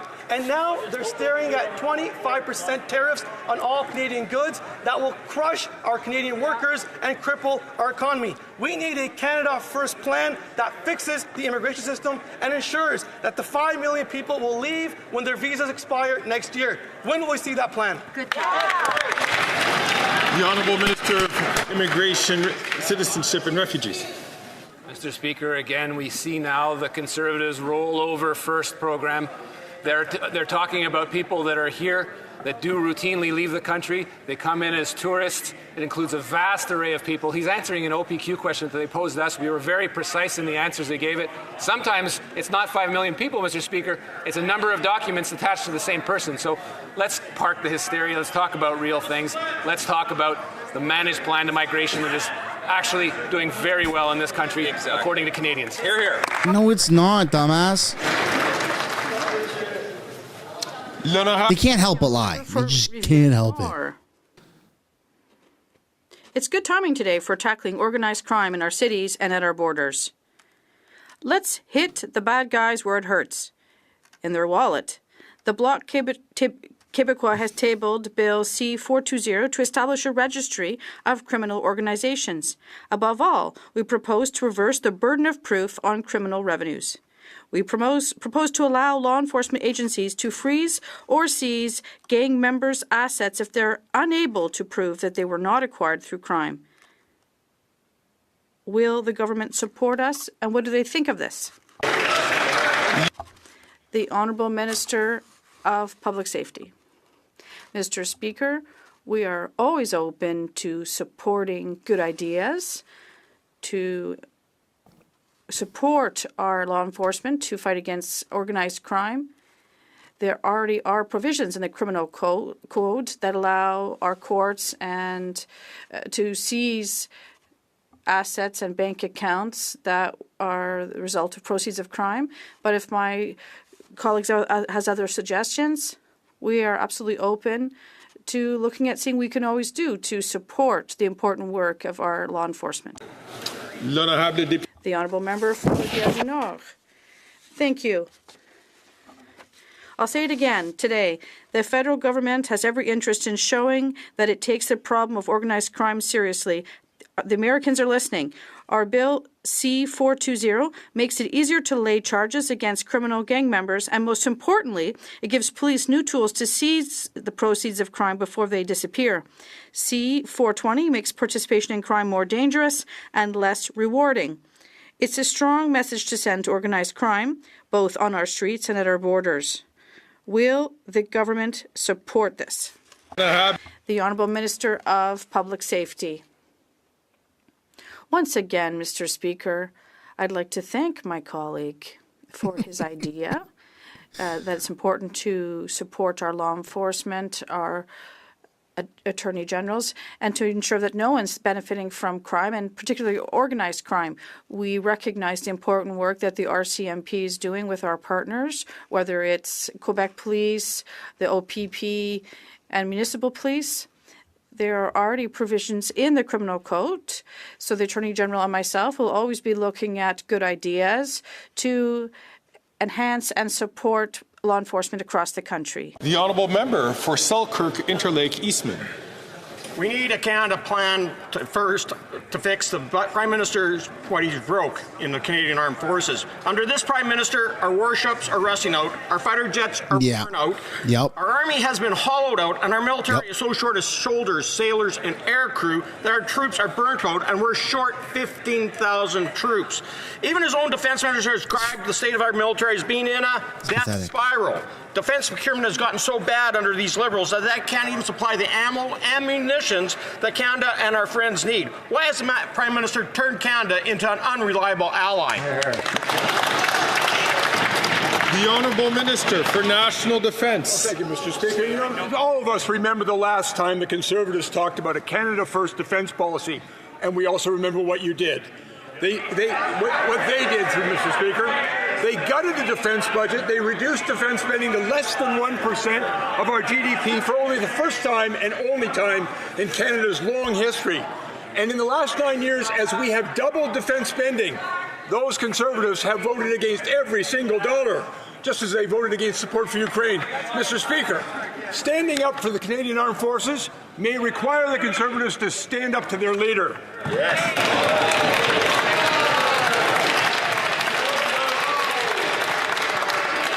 I don't know why they're trying to take that narrative. We know, Mr. Speaker, that this minister loves to fudge the numbers, and in reality, former Conservative government bought 5 C-17 Globemasters, 17 new Hercs, 15 Chinook helicopters, 100 Leopard tanks, modernized the Auroras and Halifax-class frigates, and fought alongside our American allies against ISIS and the Taliban. Well, the Prime Minister reverses $2.7 billion cut to our armed forces and finally invest in our troops and put Canada's interests first.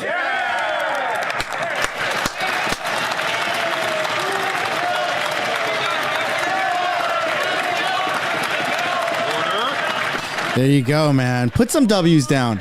Put some W's down in the chat, shall we? The Honourable Minister for National Defence. And we also remember when the conflict in Afghanistan ended, they gutted the defence budget, took $2.5 billion away from it, and reduced it for the only time in our history to less than 1%. Mr. Speaker, I had many conversations with members of the Canadian Armed Forces, and they have never told me what they need is another vacuous slogan. What they said is that they need real investment in ships, and in planes, and in infrastructure, and most importantly, in our people. And every time we have come before this House and asked for the money for those investments and for those people, they voted against it.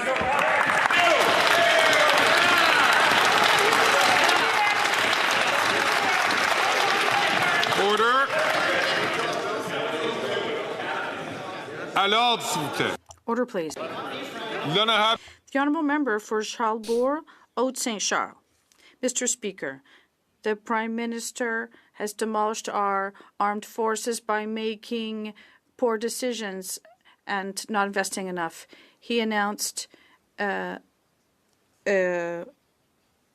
reductions in the defense budget, and he is not reinforcing our military. After 9 years of waste, can this Prime Minister have a plan to put Canada first?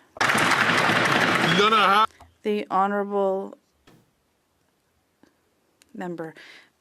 Our plan to support the Canadian Armed Forces and our plan for investment. But what we know, Mr. Speaker, is that when it comes time to stand up for our allies and to stand up for what we care about in the world, the Conservative members of Parliament stand down. When it came to supporting Ukraine last year with the Canadian Free Trade Agreement with Ukraine, what did they do? They voted against it, Mr. Speaker. They delayed it in the House of Commons. Mr. Speaker, on this side of the House, we actually stand for the values that we care about, and we stand up for people that we care about. We don't just sit down and stand down because our leader told us so. Thank you, Mr. Speaker.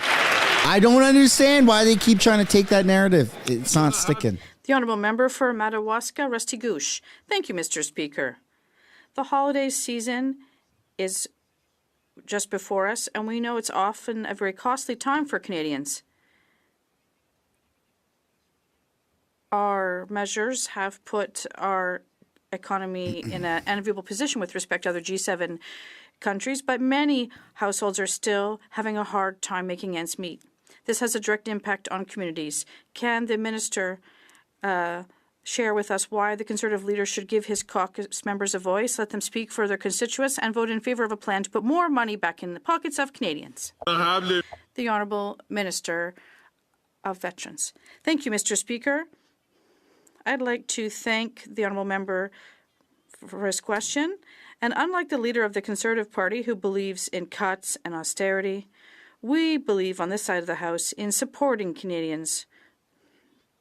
And that is why we announced a tax vacation.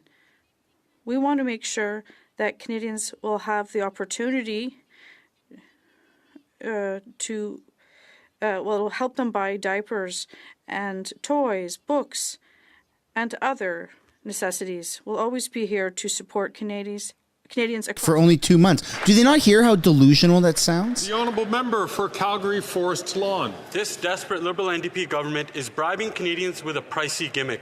This temporary 2-month tax trick takes pennies off potato chips, yet adds more than $6 billion on top of this Prime Minister's inflationary deficit. Even the Prime Minister admits every extra dollar he puts into these handouts, it fuels inflation further. Instead of pennies off Pringles, call a carbon tax election now, so common sense Conservatives can axe the tax for good. Yeah. months? For 2 months. That's it. It doesn't make any sense. Deputy Prime Minister and Minister of Finance. This Liberal government reduced taxes on the middle class on 2 occasions, and the Conservative voted against it. Now we're giving a tax break, a tax holiday to all Canadians at a time when they need it most, Mr. Speaker, and the Conservatives are calling it a gimmick. Actually, the Conservative leader is trying to play the Grinch that stole Christmas, Mr. Speaker. We know that this is good policy. It's good for Canadians. It's good for the economy. It's good for our small businesses. It's just bad for the Conservatives. The honourable member for Calgary, Forest Lawn. While scurvy makes a comeback, that member's bragging about taking taxes off of candy and booze. While 2 million Canadians are visiting a food bank in a single month, and 1 in 4 Canadians are skipping meals because of this Prime Minister's carbon tax scam that's making Canadians poorer, the Finance Minister says they're just having a vibe session, that she can fix it by taking pennies off of cheese puffs. If Liberals really want to feel the vibe of Canadians, call a carbon tax election so we can axe the tax for good instead of taking chump change off of chips. Dude, the Conservatives are good with the zingers. I'll give them that. Secretary to the Deputy Prime Minister and Minister of Finance. Canadian mothers and fathers want to understand why the Conservatives want to take away their $10 a day childcare. Young Canadians who want to buy a first home want to understand why Conservatives want to take away investments that will build 750,000 new homes, Mr. Speaker. And all Canadians want to understand why the Conservatives oppose a tax break, a tax holiday for all Canadians, which will leave more money back in their pockets, Mr. Speaker. It's time the Conservatives come clean. They're against policies that help Canadians. They're against policies that will help our economy. They're just in it for themselves. The honourable member for Louis Saint Laurent. Mr. Speaker, this government's latest tax trick is not going to work. The people don't trust this Liberal trick. No, they don't. Journal de Montréal said these 2 restructuring measures have no long-term vision. They're likely to have a minimum impact on a certain number of people at an extremely high cost of $6.3 billion. I wonder how this decision was made. Do you know who said this, Mr. Speaker? The former Transport Minister and former Quebec Lieutenant. Does he agree with his predecessor who has understood this common sense? The Honourable Parliamentary Secretary. With these Conservatives, it's always partisanship first and Canadians last, Mr. Speaker. Once again, the Conservatives are opposed to helping Canadians. We know that this tax break will leave more money in the pockets of Canadians, but the Conservatives are opposed to this. They're also opposed when we lower taxes for the middle class, and they're also against it once again when we want to take tax off everyday products. It doesn't make sense. The honourable member for Guelph. Mr. Speaker, this week is National Addictions Awareness Week. It's a time for all of us to raise... We need to reevaluate Trudeau's addiction to Prime Minister towards addiction and power. On this side of the House, we know addiction is a health condition and deserves to be treated like one in order to save lives. Yeah. Can the Minister of Mental Health and Addictions share some of the ways our government is helping those in need? The Honourable Minister for Mental Health and Addictions. Mr. Speaker, since 2017, our government has committed over $1 billion to support the work with provinces and territories to save lives and address those who struggle with addiction. We know that doing this work with community organizations, local healthcare providers, and communities, Mr. Speaker, whether they're municipalities or Indigenous communities, is the way that we make it through to save lives and meet people at their hardest moments. We know we need more harm reduction and prevention. We know we need treatment services and recovery and aftercare, Mr. Speaker. We are there for Canadians. We need to open the door to those who struggle with addiction so they're not alone. The honourable member for Victoria. Mr. Speaker, everyday Canadians are scraping by while CEOs get richer. Liberals are letting Canadians down. They put an expiry date on their GST cut. And on the rebate, the Liberals' message to seniors, students, and people with disabilities is, you don't get a break. It's shameful. And the Conservatives, they only want tax breaks for billionaires, not parents who are just trying to keep up with their bills and grocery costs. Why won't this government make billionaires pay their fair share so that seniors and people on disability get a break? The Honourable Parliamentary Secretary to the Deputy Prime Minister and Minister of Finance. I appreciate the question from my colleague opposite. She knows very well that our government has done the most in order to ensure tax fairness throughout the country, Mr. Speaker. We have acted in order to ensure that the very wealthy pay their fair share, and we are helping Canadians, vulnerable Canadians that need our support, as well as working Canadians, Mr. Speaker. Working Canadians are going to receive a check in the spring, Mr. Speaker, and I certainly hope that the NDP will support it.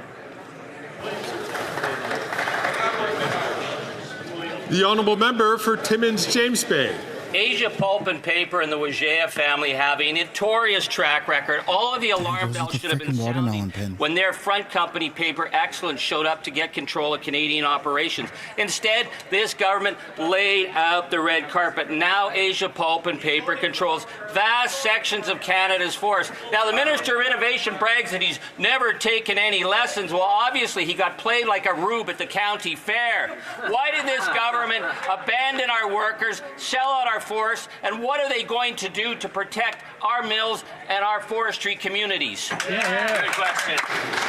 The Honourable Minister for Innovation. Mr. Speaker, I have a lot of respect for the member, but I think he should get his facts straight, Mr. Speaker. In fact, we stood up for our workers and for industry. In fact, Mr. Speaker, we had a national security review. And in fact, Mr. Speaker, they are bound by undertakings for years to come, Mr. Speaker, to protect the industry, to protect our workers, Mr. Speaker. When it comes to national security, we will always be on the side of Canadians, always make sure that we protect our national interests and our economic interests, Mr. Speaker. Dear colleagues, I would like to draw the attention of members to the presence in the gallery. Is that it? We're gonna adventure off a little bit, see what else is going on. A great friend of this parliament and our country. Members, to the presence in the gallery of a friend of this parliament and certainly of our country, His Excellency Ruslan Stefanchuk, Chairman of the Verkhovna Rada, the Parliament of Ukraine.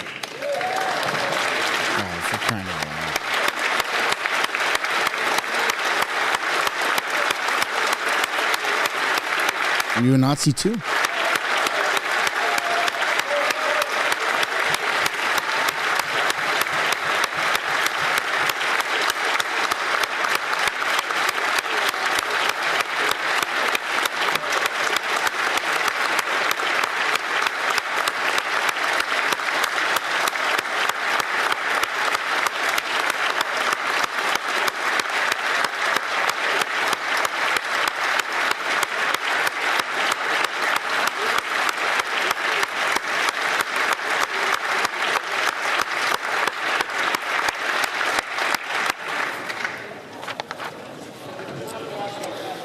It being 3:16, the House will now proceed to the taking of the deferred recorded division on the motion to concur the 37th report of the Standing Committee on Public Accounts.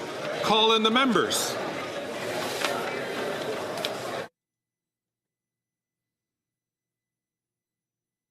Yeah, I don't know. I don't know what they're going to do. But hey, we're going to continue streaming for just a little bit here. Now, I did in the past work on a bit of a loading screen, a bit of a transition screen from question period to what we're getting into. So I got to go to the bathroom because I've been sitting for a couple hours and I've had this much coffee and I need this much more coffee. So this is a great time to stretch your legs. I've got something pulled up for you right now that I'm about to show you. So I will be back in a few minutes and I look forward to seeing you when this next clip is done. So here we go, folks. See you in a few minutes.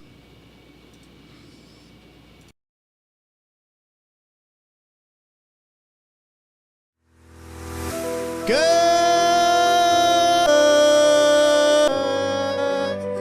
morning, Canada. Welcome back to another episode of Question Period. Today is November 18th. It's November 20th, 2024, November 19th, November 5th. These MPs were just trying to solve the case of unsolved mysteries. Yes. Where are all these homes?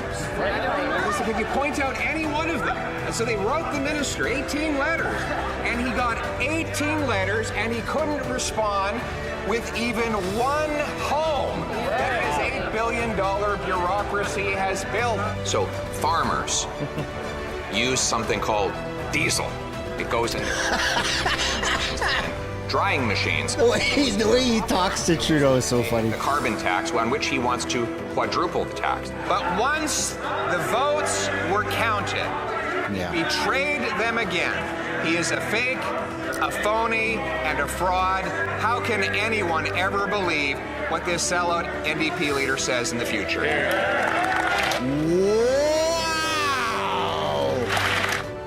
And he's gonna mute the mic! Come on, man! Come on! We pay our taxes. We deserve to hear what the hell's going on. He's gonna say it's unparliamentary because you can't say fake and phony, you can't name call. And then he's gonna get up and call him a wacko, I bet you. Pierre's down in the corner. Dude, I am this close to doing a petition. You mother... He did it again! You son of a... Prime Minister hiding. Why doesn't he show some guts, call this meeting, so the premiers can tell him to shove his carbon tax where his poll numbers are, in the gutter? Oh my God! The Right Honourable Prime Minister. Sorry. The Right Honourable Prime Minister! Yeah! Yeah, baby! He says that the member for King's Hants is a champion who can't even speak. By his own MPs. Will the member? Speaker, they tell me that this isn't an individual crime. This is backed by people who are organized criminals. How do we deal with that? Money laundering. When he's asking me to read the law, I'd ask him That's the stupidest thing, bro. measures that deal with money laundering that you're voting against.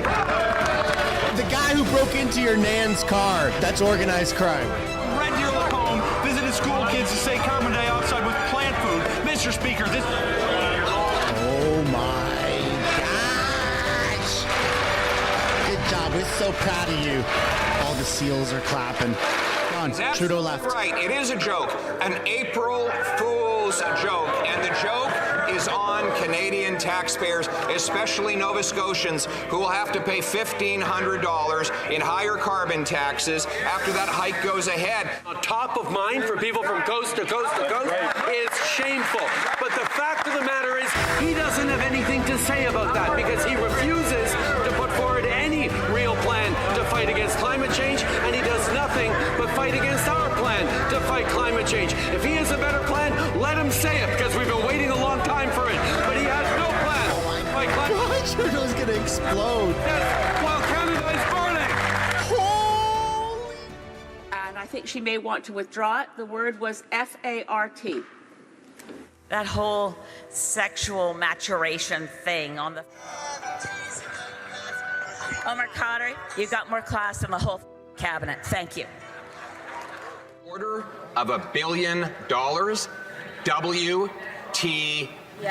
Here, here. I'm going to ask the honourable opposition leader, please, to withdraw that comment.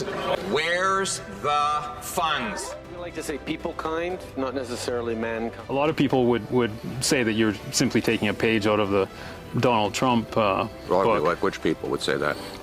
Well, I'm sure a great many Canadians. Can't even remember how many times he put blackface on. A third instance of racially charged images of Liberal leader Justin Trudeau. They did confirm to us last night that we are looking at Justin Trudeau in this video.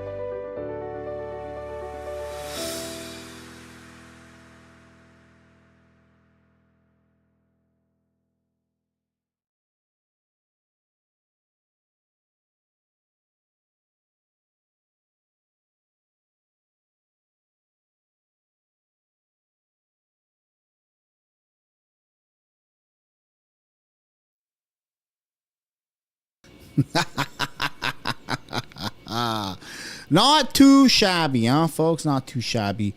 Welcome back to the stream. All right, we got some news pulled up for you here. That was enough time. That was enough time to do something there, to get some more coffee, to stretch the legs. You know, that was a lot. Question period today was a lot. A lot of questions, a lot of non-answers, but don't worry because we're getting into some actual information. Never mind questions without answers. We're going to do some breakdowns about a lot of things.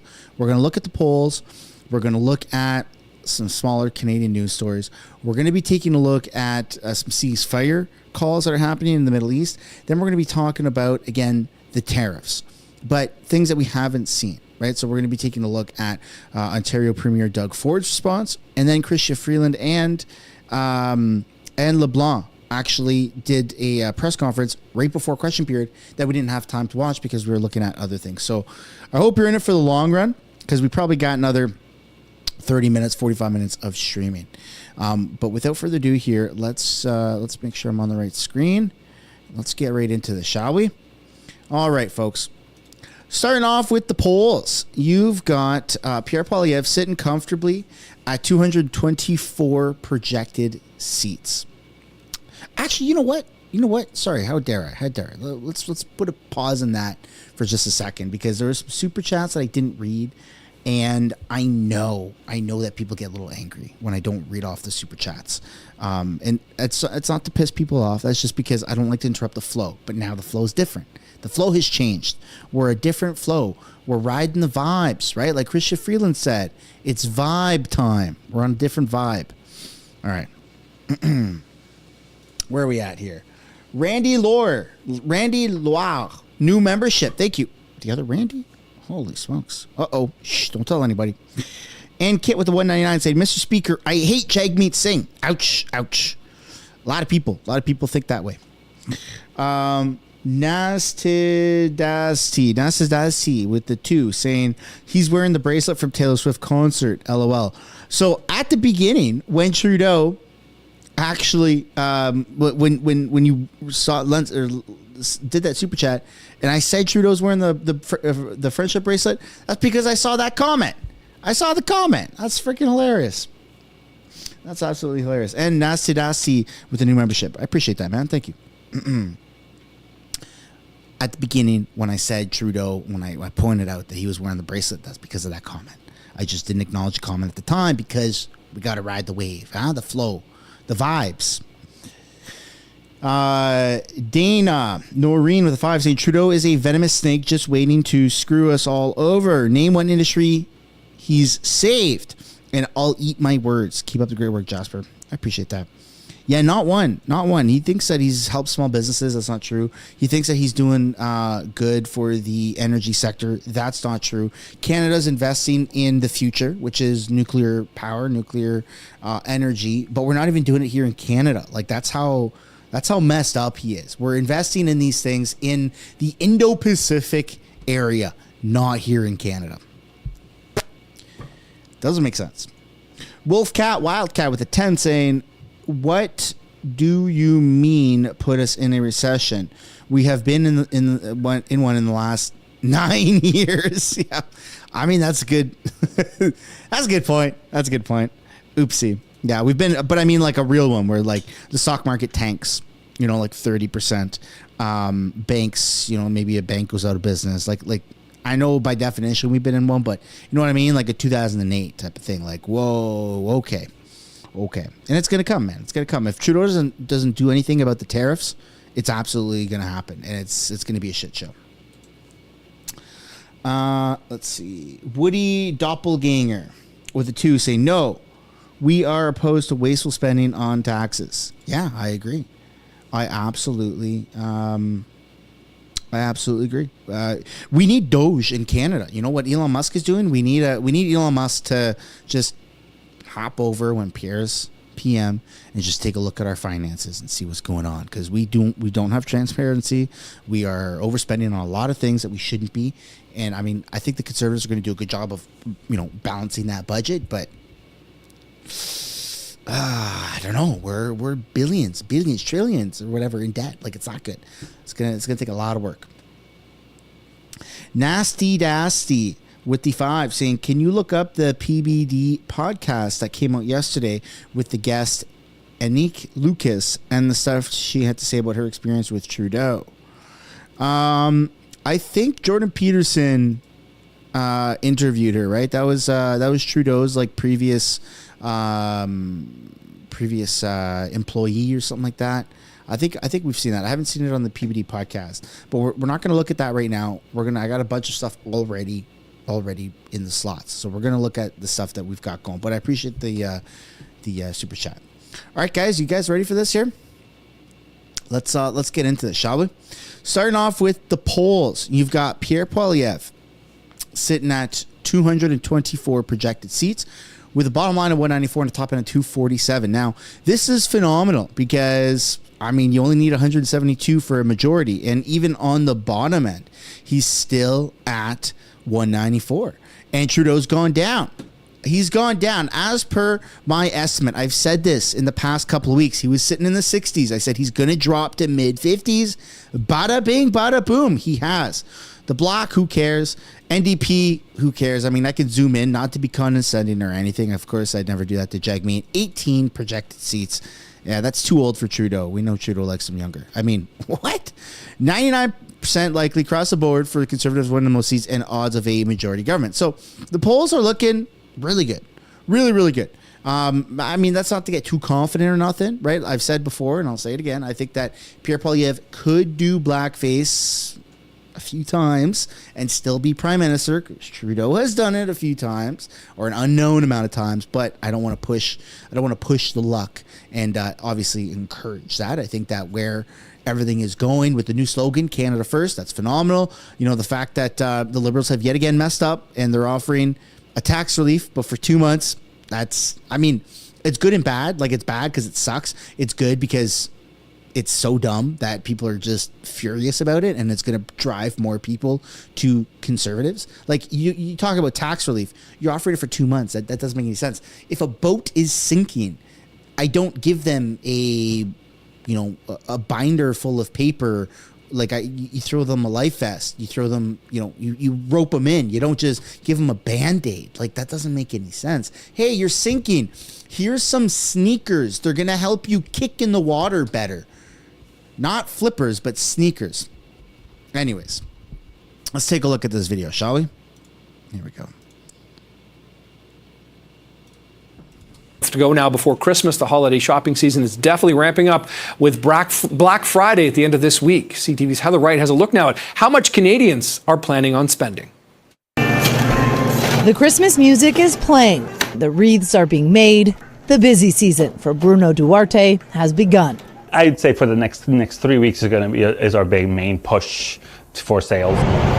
Duarte owns a flower shop in Toronto, one of many small businesses preparing for holiday shoppers, many of whom remain cautious. Even for us, like purchasing everything from that compared to last year, it's gone up. So it's just, it's everybody's feeling the pinch.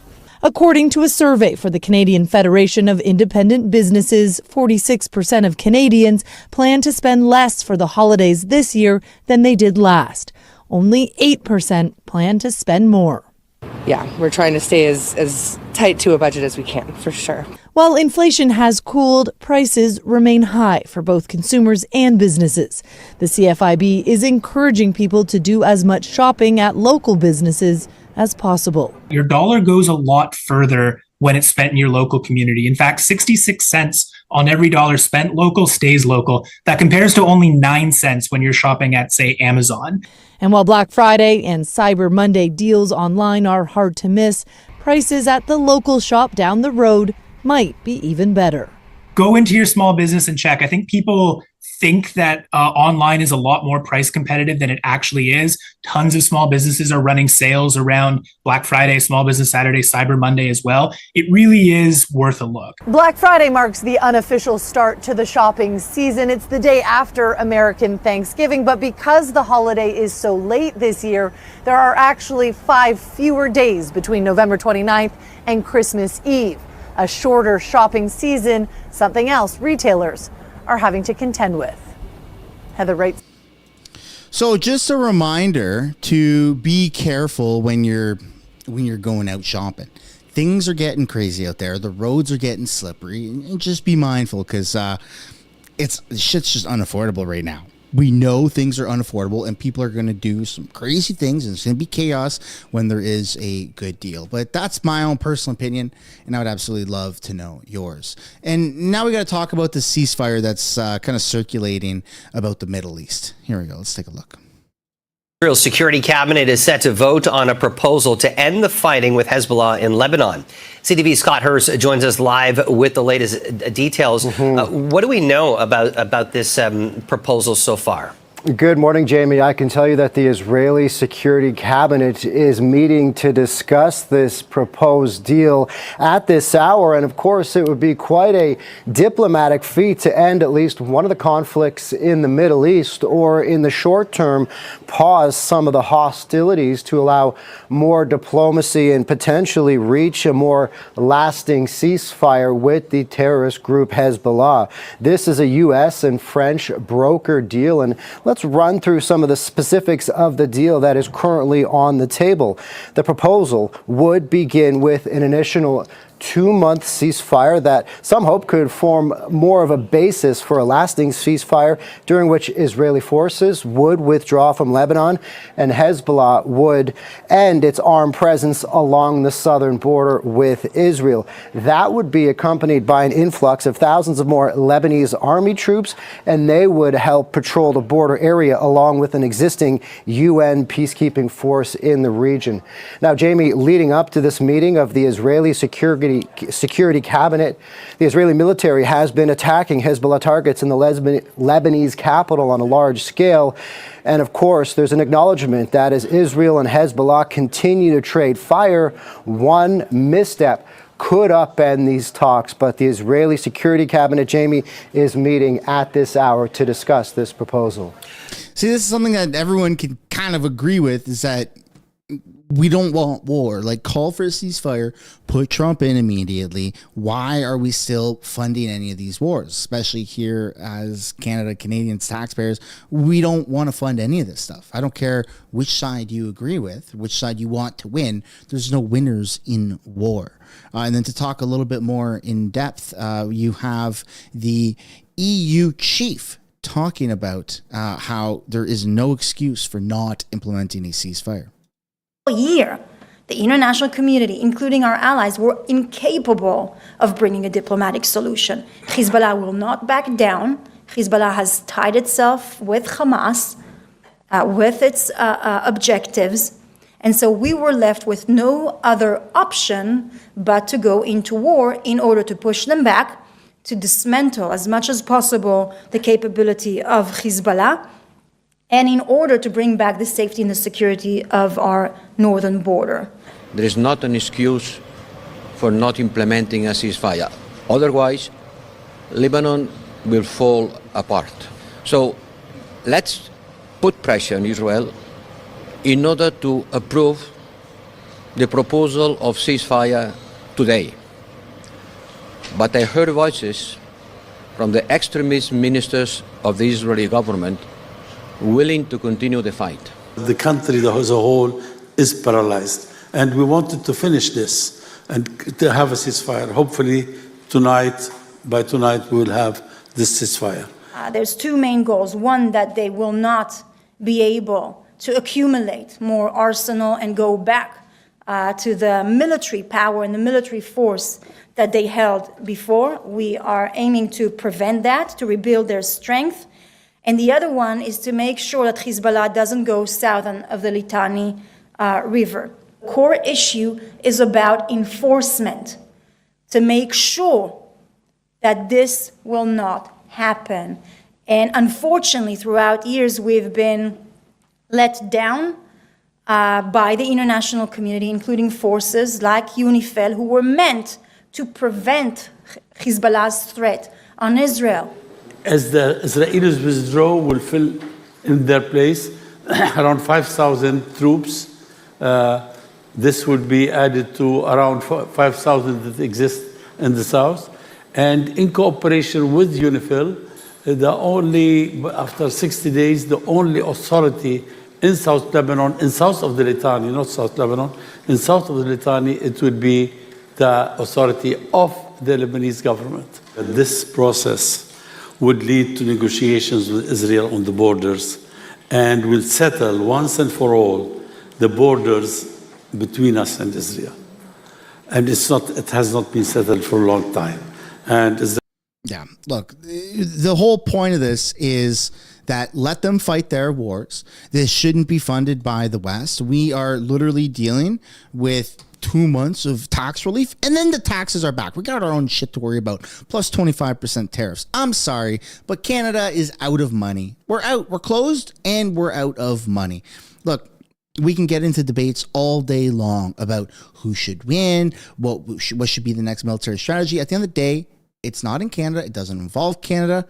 Ukraine is not a part of NATO. Israel is not a part of NATO. And so what the hell are we doing? Why are we supporting any of this? It should always be about peace. We live in a time where nuclear war is a real freaking threat. People have nukes. People are ready to use nukes. Everyone is waiting for the first nuke to go. And then everybody is going to be trigger happy and push their buttons. And so in a time where we're dealing with that level of craziness, we shouldn't be pushing for war at all. But that's my own personal opinion, and I would absolutely love to know yours. Next, we're going to take a look at what's actually going on here in Canada with the whole tariff stuff. Let's take a look here at Mark Miller, immigration minister, who gets stopped in Parliament.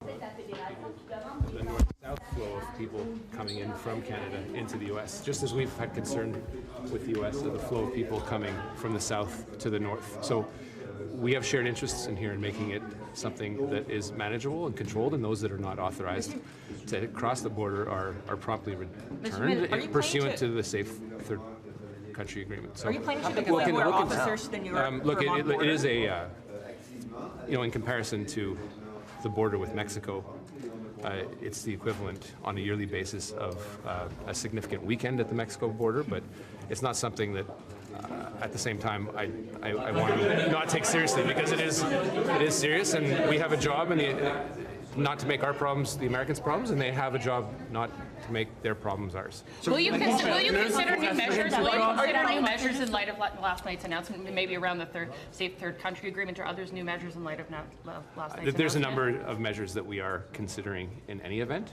regardless of what the incoming administration would have been.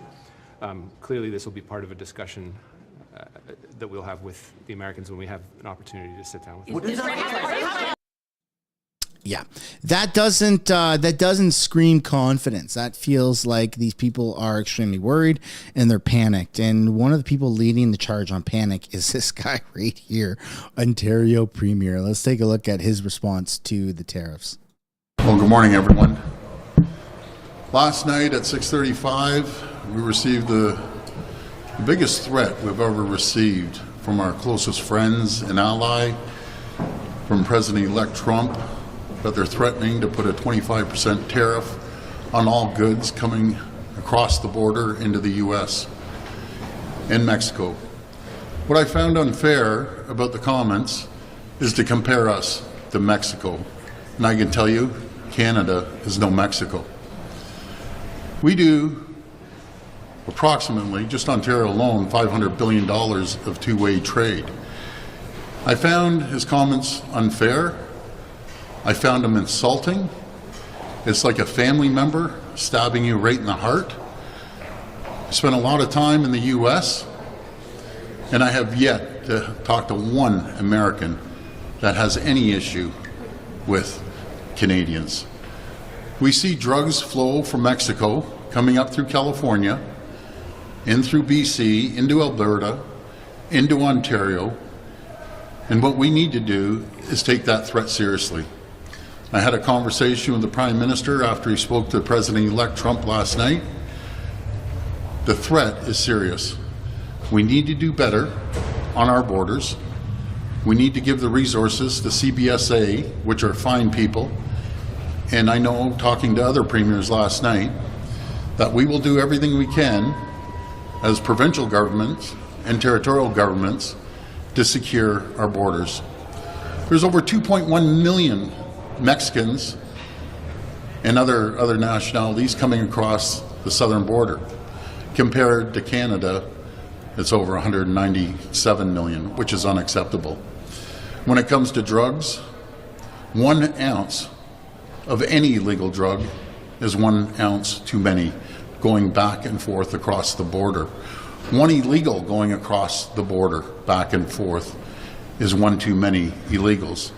We've experienced, for instance, Roxham Road, over 35,000 illegals coming up through the American border on just 1 illegal border crossing. We need to do everything we can to tighten up our borders, to strengthen our borders. And a message to President-elect Trump: there's no closer ally, there's no other country in the world that has stood shoulder to shoulder with our American counterparts, our friends, our family. It's an insult to the 900,000 Americans that are living here in Canada. It's an insult to the 9 million Americans that wake up every single morning to produce products to ship up to Ontario alone. We hear the message loud and clear. The Prime Minister confirmed today that we're going to have a First Minister's meeting tomorrow at 5 p.m. We need to make sure that he has a strong plan to protect and secure our borders and make sure we address the threat from the U.S. But again, we're the closest allies and friends the Americans have. I'm proud to stand in front of our flags of Canada. Yeah, no, like I agree with this. This seems like a much more common sense approach than what anyone has said, to be honest, at least so far, right? Trudeau is saying that, you know, we're going to deal with it. We're going to deal with it. Pierre saying Canada first, right? Very different approaches. I get it. And don't get me wrong, I'm very much pro Pierre's decision, but it does feel like an act of betrayal, right? And I've said this when it was first announced, like, wow, I don't blame Trump for trying to, you know, piss on Canada to try and establish his dominance, right? Like he's a dog on a fire hydrant. But at the same time, man, like, frig and crying out loud, this affects the American economy too, and Americans. It's a bold move. It's a very bold move, but hey, that's how Trump rolls, right? In the U.S., I'll always be proud. I'll be proud to call thousands of Americans and millions of Americans our closest allies. And just a reminder to the American people, yes, it will hurt Canada. Yes, it will hurt Ontario, but it will hurt Americans. It will hurt their economy when 9 million Americans don't wake up to produce products for Ontario and Canada. And we want to work together. We are stronger together. At the end of the day, there's no two closer allies, more of an open border than Canada and the U.S. And I want to emphasize, to compare us to Mexico is the most insulting thing I've ever heard from our friends and closest allies, the United States of America. We want to work together, we will work together, and we'll resolve this problem. Premier, would you think that Canada should retaliate in kind if President-elect Trump follows through with this threat, if he's not bluffing, and if he goes forward with a 25% tariff on all Canadian goods going into America? Should all American goods be taxed at the same tariff? Well, hopefully we won't come to that, but if it does, there is no choice. We have to retaliate. We have to retaliate, not against the Americans, the administration that has made a wrong call on this. It's very simple. And you ask any American, and I know thousands of Americans, and endless governors and senators and congressmen and women, if they feel Canada is a threat. The answer is no. Can we do a better job? Do we need to do a better job on our borders? 1,000%. But we know that when it comes to illegal drugs, our police services across the country, federally, provincially, municipally, work with the ATF, the DEA, in making sure that we stop the flow of drugs coming back and forth across the border. Premier, have you tried to speak to President-elect Trump, or do you desire to try and speak to President-elect Trump directly? I have not talked to President-elect Trump or anyone in their administration outside of the governors that have come up here and the senators and the congressmen and women that I've talked to numerous times over the last year. We want a close relationship, but we do have to listen to the threat of too many illegals coming across the border. But there's illegal guns, there's illegal drugs, there's illegals coming across our border, and those guns are being used on heinous crimes coming in from the U.S. Yeah. So we have to squash the illegal drugs, illegal guns, and the illegals coming across the U.S. into Canada. Tom Hall and the incoming borders are as I mean, that's the thing, right? Is Canada, yes, we're dropping the ball and we're allowing literal terrorists to come into Canada and they're going to America. That's a huge problem. Huge problem. But dude, America, man, come on. They got, like you said, we have little to no legal, law-abiding firearm owners crime that involve guns. None. Like it's less than 0.5%. If it even exists. Maybe once upon a time there was one accident that happened in the 70s or 80s. It's like, I don't know, I'm just making shit up, right? But at that point, there's no law-abiding gun owners that commit crimes in Canada. Where are they getting the guns? Can you easily get illegal guns from Canada? I mean, we run a pretty tight ship with our guns. A lot of that stuff is coming in from America. That is a huge problem. Right? Are we going to slap tariffs on America because of that until they fix it? I don't know. But this is a super bold move by Trump, and I don't know if the Liberals are the right people to be doing these types of negotiations. Said Canada can't be a backdoor entryway to the U.S.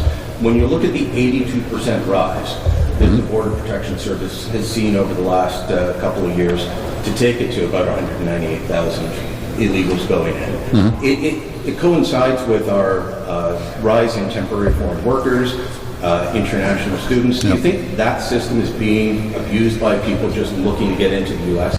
Well, I think there's abuse on both sides. I agree 100%. We have to tighten up our borders on both sides. We have illegals coming in from America into Canada as well. We have to work together. You don't go after each other when we have a serious problem. It's like a family member, and they are a family member. The millions of people that travel down to the U.S., not only to vacation, but to do business. And the millions of Americans that come up to do business day in and day out. We love our American friends, and they love us. And this is no way to treat your closest ally. In saying that, we do have a problem. We need to address that problem.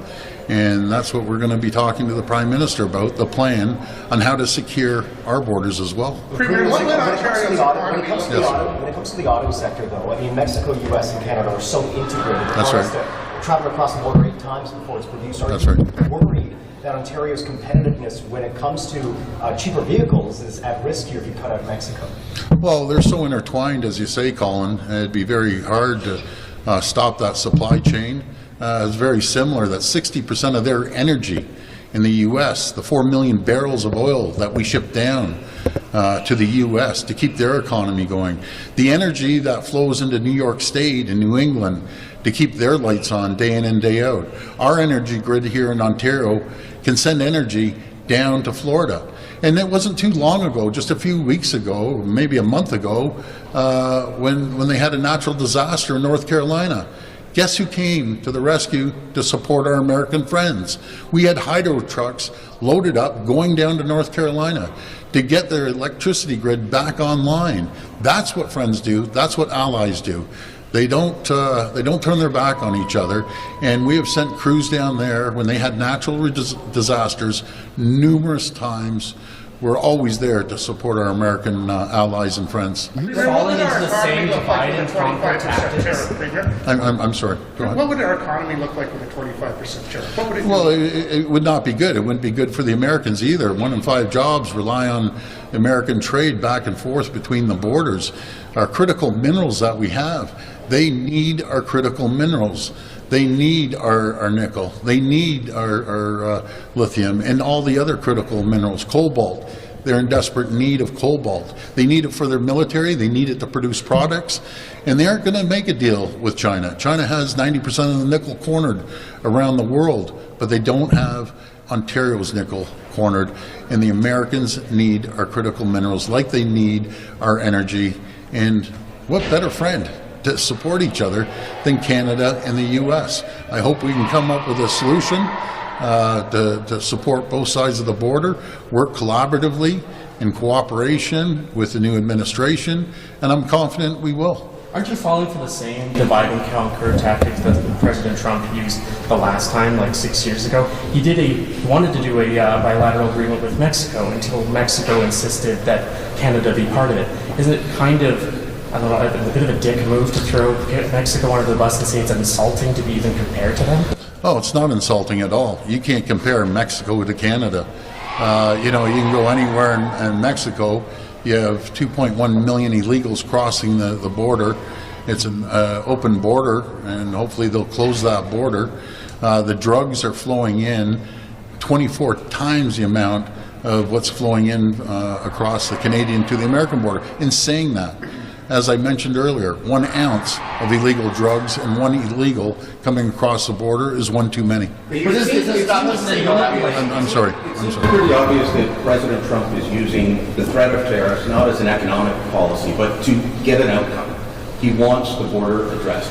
Do you believe that the federal government has the willingness to act on that as opposed to just starting a fight with the Americans? Well, I hope they do, and that's why I've requested a meeting as soon as possible. The Prime Minister confirmed this morning the meeting will take place tomorrow at 5 p.m. Eastern Time, and we look forward to hearing from the federal government and their plan. You cannot ignore the threat that we received last night at 6:35 p.m. It's the biggest threat we've ever seen in as far as we're concerned, in decades, more than decades. I can never remember a threat from a U.S. administration like we received today. It's unfortunate. It's very, very hurtful to Canadians and Americans on both sides, because I know Americans love Canada. They love the people in Canada, and we love our American counterparts, and we need to straighten this out. But this is all true. The threat. They obviously see a problem, not as large as the problem we see down in Mexico, and that's why I've called on the federal government to do a bilateral trade deal with the U.S. and do a separate bilateral trade deal with Mexico. As I mentioned the other day, Mexico two-way trade with Ontario is $40 billion. We import $36.5 billion, and we import $36.5 billion and export $3.5 billion. That's not fair trade. Anything but fair trade. So we need to tighten up the trade deals with Mexico as well. Compared to the U.S., $500 billion of two-way trade, pretty well split right down the center. In the 17 states that were their number one export destination, as I say, 17 states call Ontario and Canada their number one customer. That will affect those 17 states. It's going to affect the 11 other states that call Canada and Ontario their number two largest trading partner in the world. That will affect Americans and Canadians. Premier, just to clarify your position here, are you officially saying that Ontario wants to see the end of CUSMA and just bilateral trade deals, or should this be one of the options, either the North American Free Trade Agreement or bilateral trade deals with the U.S. and Mexico? Well, if they came forward, which isn't going to happen, if they came forward and say, let's just re-sign the exact same deal, let's get the deal done, in my opinion. But if they want to start reviewing the deal and making cuts, well, we need to do a bilateral trade deal with the U.S. and a separate one with Mexico. What's the last question? Speaking of those states that we do a lot of trade with, you've built a lot of relationships with governors over the years. Are you going to be talking to them as well, asking them to appeal to Trump to back down on this? We are going to do a full-out campaign. Not only full-out campaign, we've had a really strong commercial put together that we're going to be sending down to the U.S., to all jurisdictions in the U.S., talking about how we are stronger together and weaker when we're apart. Again, those critical minerals go to the U.S. military. Every conflict they've had, we stand shoulder to shoulder, putting our Canadian soldiers' lives at risk, because that's what you do when a family member is in an argument or a fight around the world. You stand beside them, you support them.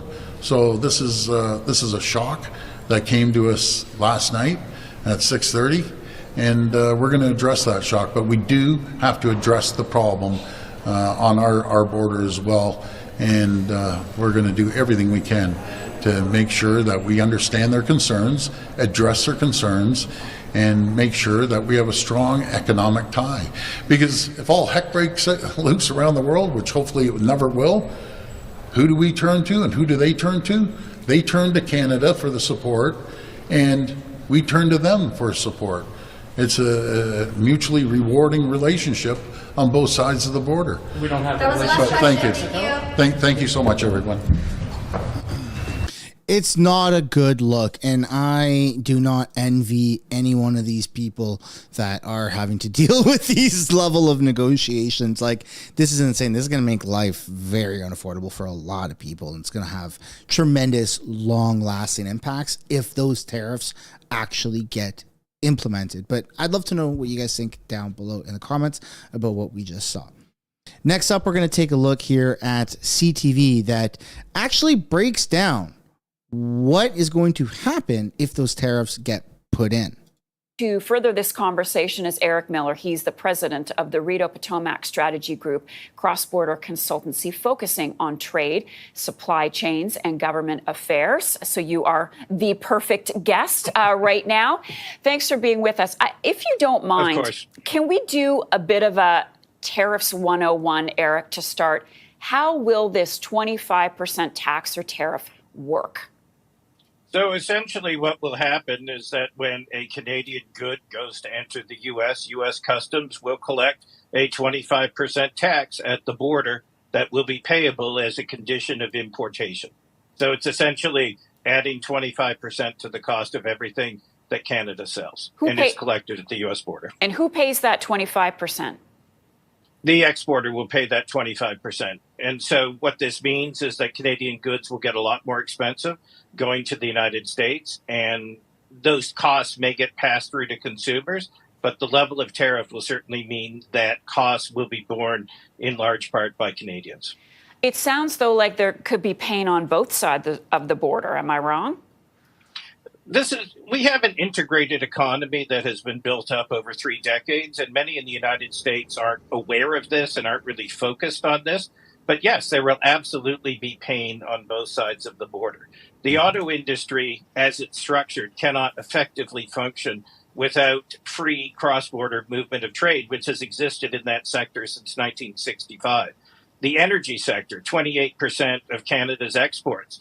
Were you to see tariffs on exports of Alberta oil and natural gas, for example, that would directly increase the power bills of consumers in the Midwest and the South and California and other parts of the United States. So it's essentially making life more expensive for Americans while hurting Canada in its investment climate.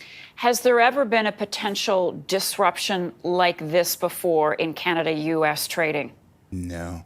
No, there hasn't. This would be, I think, and I don't want to overstate it, but I think this would be one of the greatest economic crises of our lifetimes, because Canada is built as an economy of trade. It's always been an export economy. And when you go from a situation of having free and open trade to a situation of significantly more expensive trade, that will have significant knock-on effects. And it will show up significantly in GDP. We've heard the numbers, 2.4%, but you will see very profound impacts in every part of the Canadian economy. Trump also mentioned that Mexico and China will also be subject to these tariffs. China will have an extra 10% added on top. My question for you, Eric, is around the USMCA. Isn't there some sort of protection against slapping tariffs on within that deal that was reached a couple of years ago? So within international trade rules, there are always provisions that allow governments to take action based on national security. And Mr. Trump is undoubtedly going to use the 1977 International Economic Emergency Act, which gives him very broad authority to do pretty much anything he feels necessary, including put tariffs on goods from So there's a couple of ways to interpret that. There's the way of, well, Trump is abusing the system and he is, making things, putting things into gray areas where it gives him permission to do that. That's one way that the left is going to look at that. The other very realistic way is the fact that Canada has screwed up so bad that we now fall into those parameters where these emergency procedures can be used against Canada.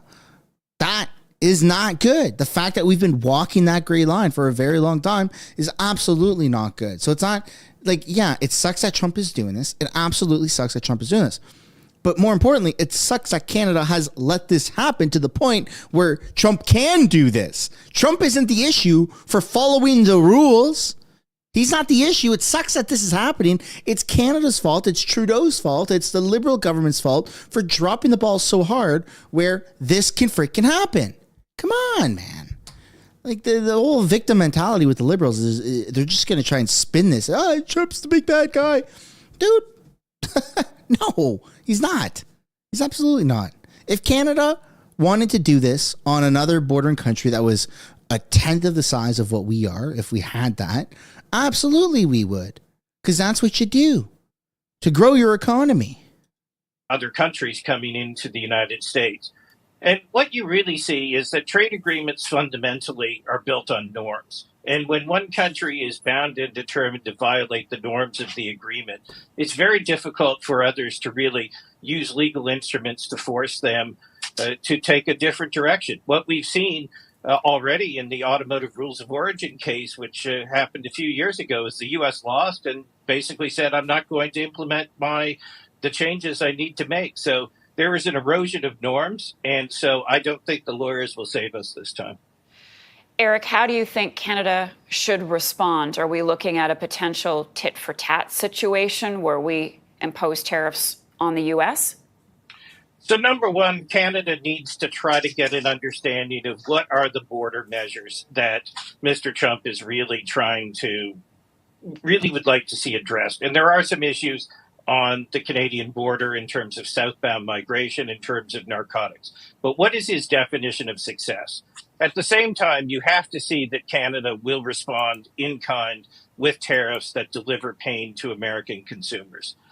In addition, I think there should be some calls made to allies in Europe and Asia because it's Canada today and they will be next. And so this is not something that will stop with Canada.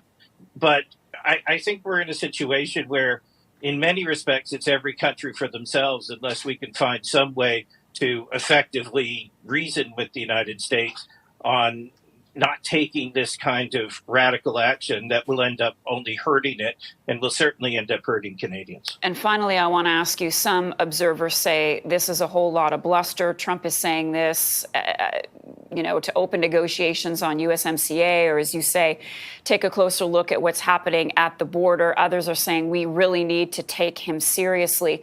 Where do you fall on that?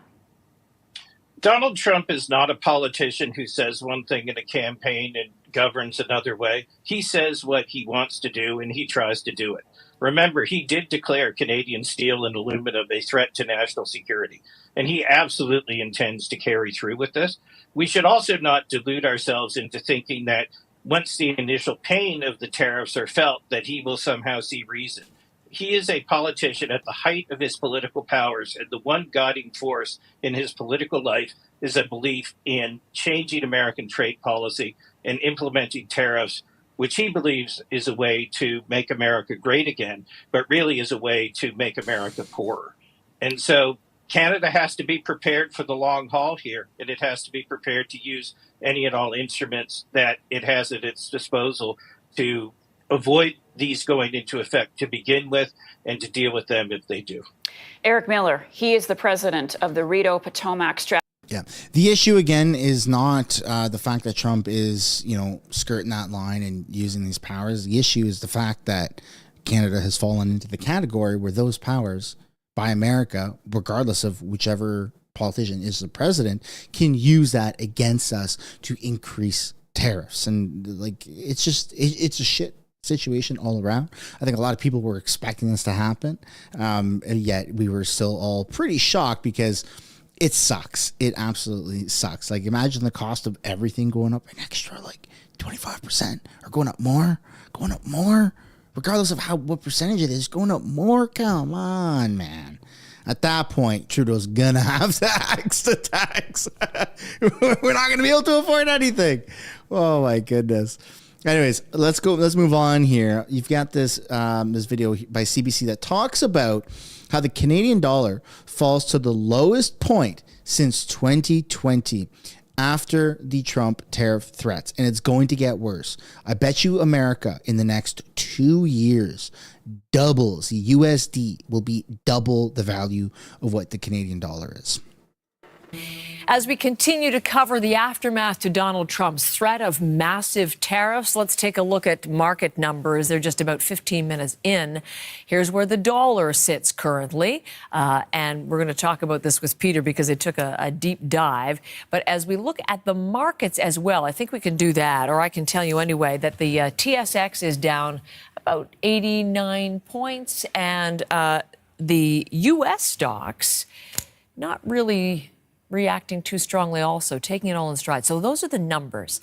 Let's bring our senior business correspondent, Peter Armstrong, into all of this, and we can go back and forth to those graphics. So let's talk dollar. First of all, this has been a big concern. Would it be totally devalued? And it's dangerously flirting with 70. So yeah, the Canadian dollar has been sort of at 71 cents, breaching into 70 cents here and there for quite a while now, on weakness in the Canadian economy and a bunch of other issues. Donald Trump puts out that post on social media last night announcing these tariffs, and it's a straight line down to 70.5 cents.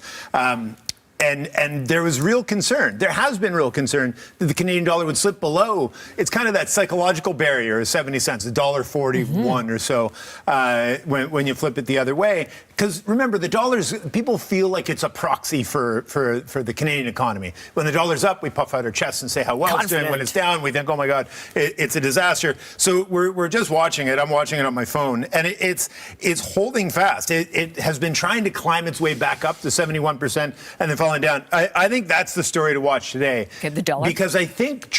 Mark my words, the American dollar is going to be worth twice as much as what the Canadian dollar is in the next 2 to 4 years. Before Trump is done as president, the American dollar is going to have created such a distance between the value of the Canadian dollar. This is horrible. Horrible. Talk about being landlocked, man. Nobody is going to want to travel to America. We're not going to be able to afford it, except for a very small percentage of people. Life is going to become so unaffordable in Canada, you're not going to be able to even think about going to other countries to move there because the dollar is going to be so trash. People are trying to talk about, wanting to leave Canada and move to America right now. Dude, this is the last time for anyone to ever be able to afford that because our dollar is still kind of, it's not good, but because things in America are cheaper, it almost balances out. But once Trump has implemented a lot of tariffs, a lot of plans, dude, Canada is screwed. We are getting left behind. Traders have been listening to you, Heather, and the guests that you've had on all morning that are saying, let's just wait and see how this plays out, right? Stocks have been on a 6-day winning streak.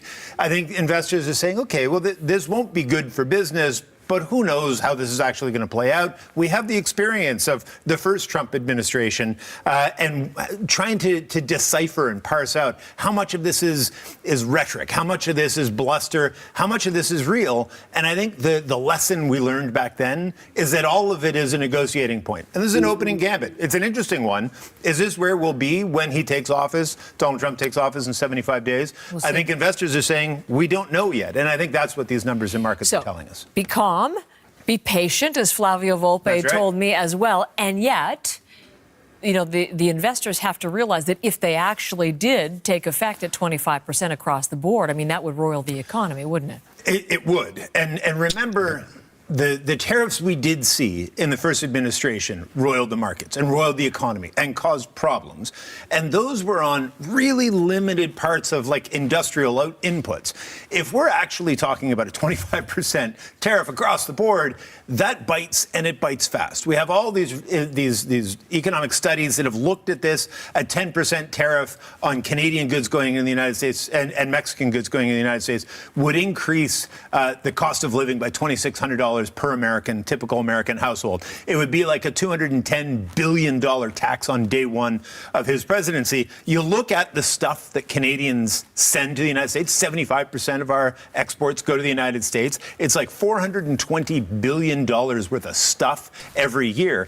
A lot of it's oil, 131 billion of that is oil, but cars, car parts, machinery, grain, 21.8 megatons of grain is exported out of Canada every year. There's a lot of stuff here, and there's a lot of impact that that's going to have. But again, how much of this is just an opening position? And the question that I think we're going to start having very soon is, how do you get an exemption? How did you get your exemption? How do I get my exemption? And what are the sort of tactics that whatever this Team Canada that Justin Trudeau is going to have to put back together, what are they going to be able to do in terms of earning and negotiating and giving some back to get those concessions? I mean, do you see, as Candace Lang was just suggesting, counter tariffs in place quickly, or at least the threat thereof, right? I mean, look, for the moment, Joe Biden's still president, so we're not going to see any counter tariffs soon. We will see a list of things that they will target. The Chinese are talking about the same thing. The Mexicans have been talking about the same things. But what we learned in the first administration was that the retaliatory punchback wasn't as effective as pointing to directly where American consumers, American businesses, specifically American manufacturers, where they would be hurt by the imposition of tariffs on Canadian goods, right?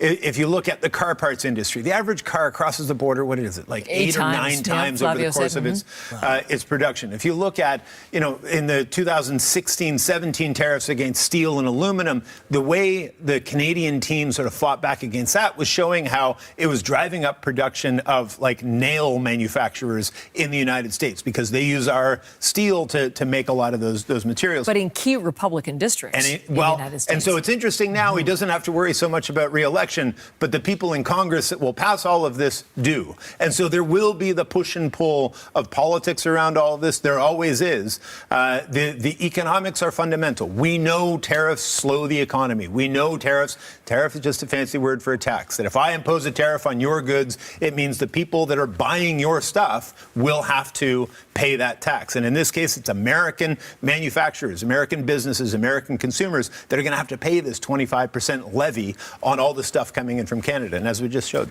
there's a lot of stuff coming in. There's a lot of stuff coming in, and there's a lot of costs that are going to be associated with things moving forward, man. This is not good. Not good at all.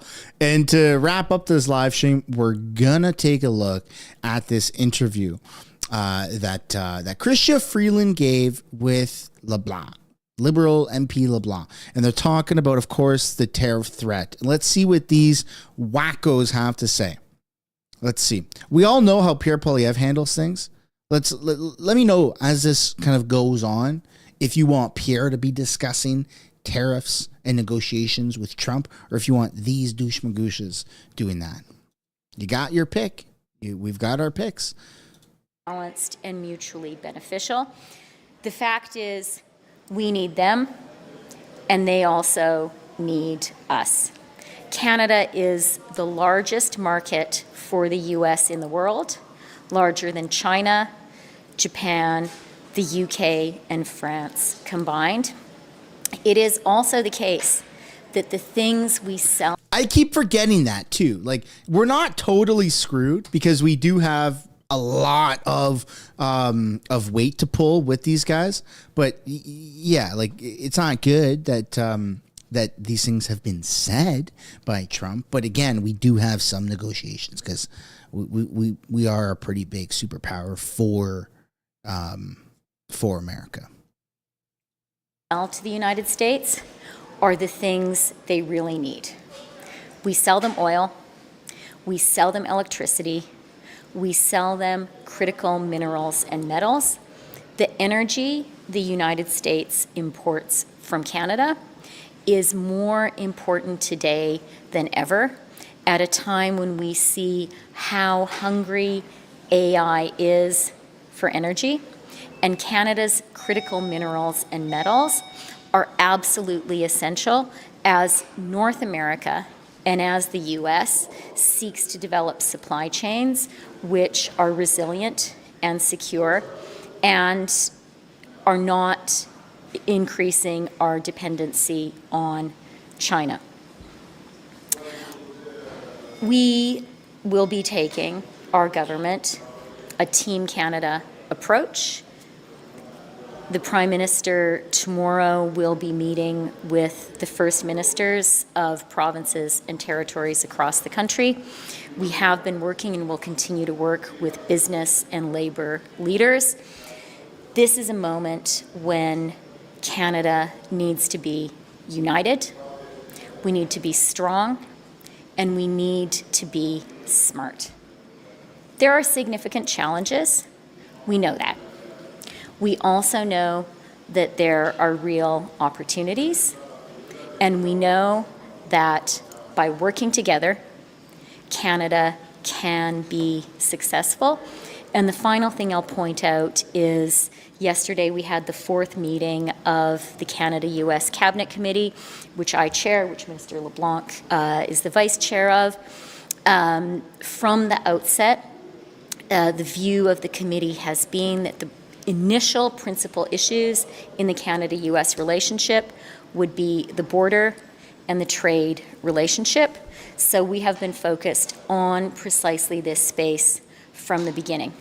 Et je vais juste résumer un peu en disant que la chose importante, c'est que les relations économiques entre le Canada et les États-Unis.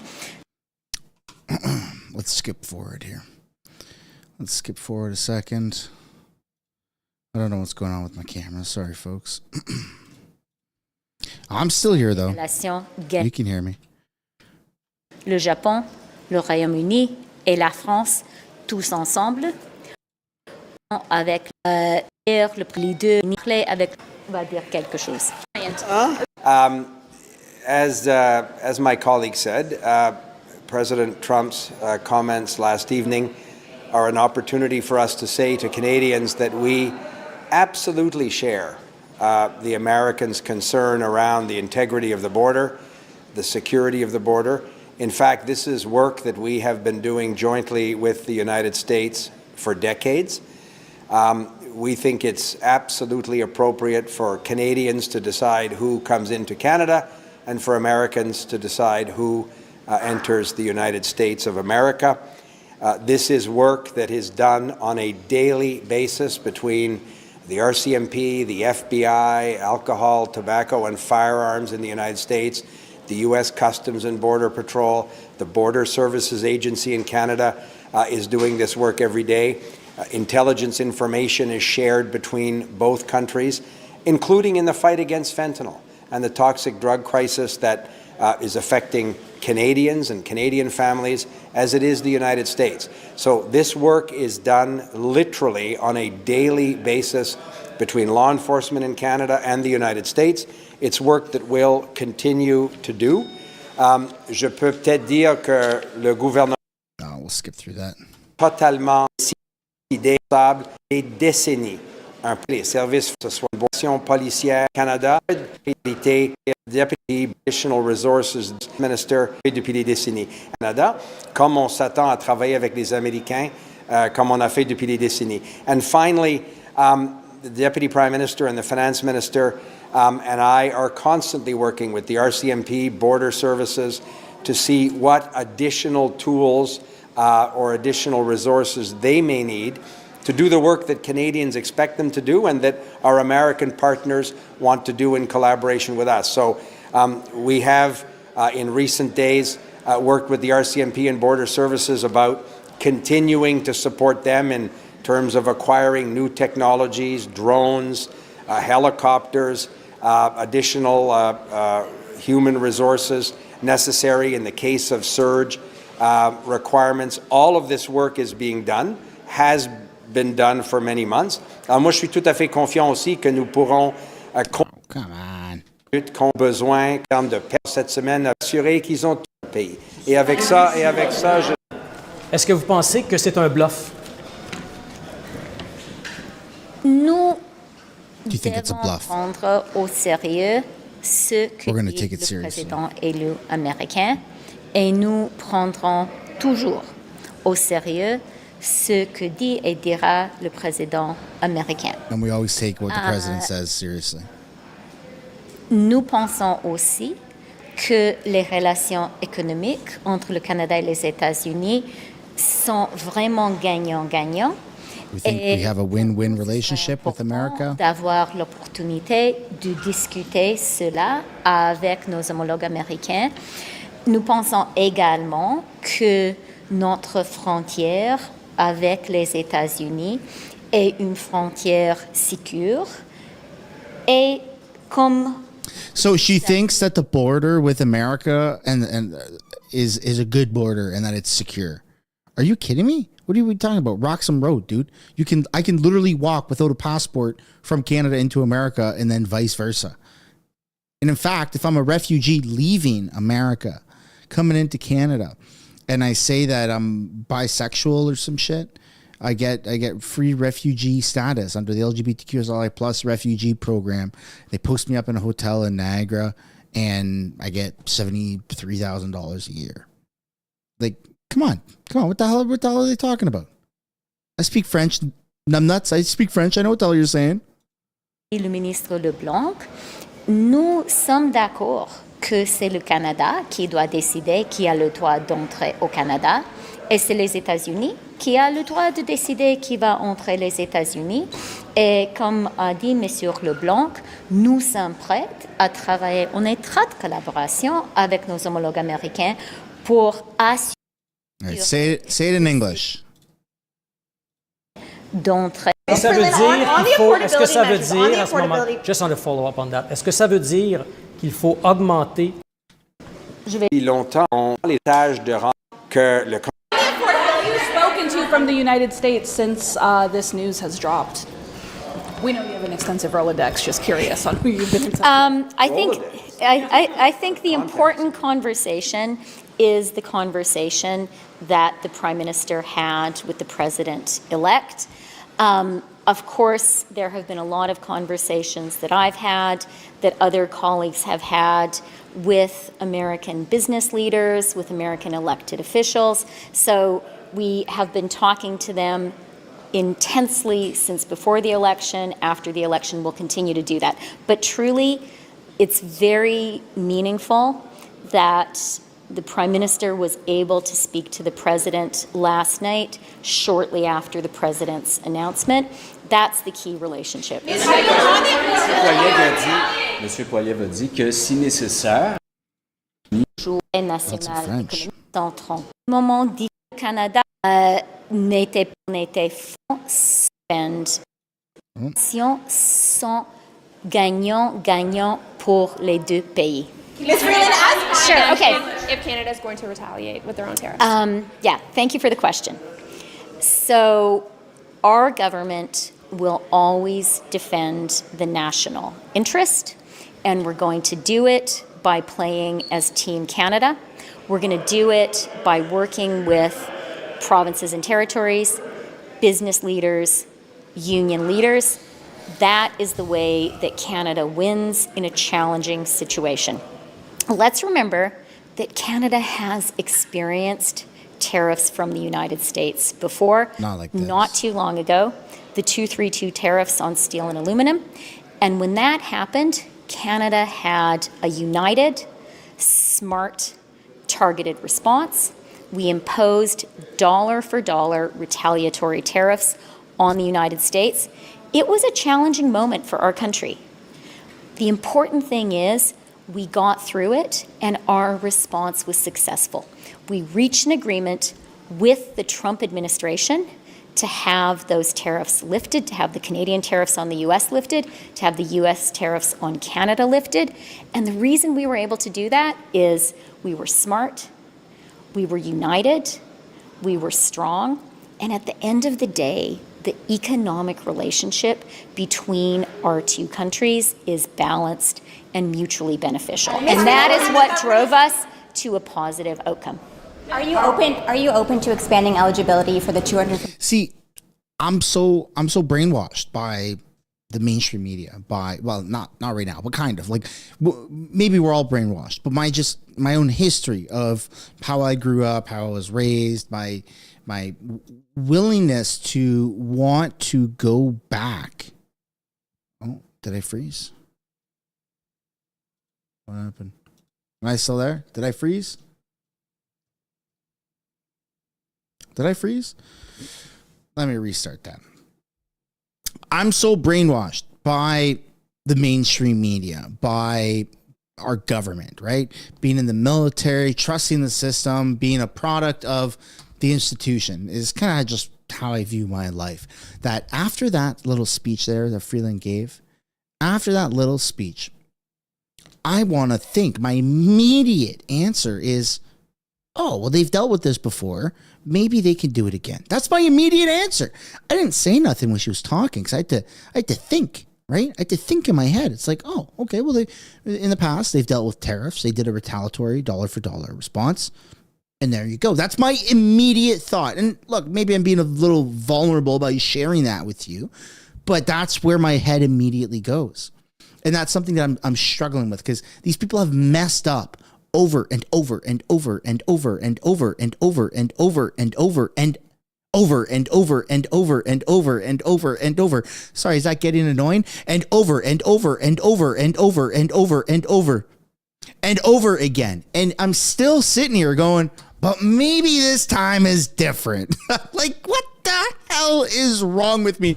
I can't be the only person that thinks this way. Maybe I am. And that's a me issue. Maybe I got to sort that out in my own time. But my freaking go-to answer, I tell you, is, well, maybe how bad could it be if they negotiate? They've done it before. Maybe they could do it again. I'm just thinking in the best interest of Canada, right? I hate these people. I got stickers, keep calm, never vote Liberal. I got friggin' Freeland on a broom. I don't like these people.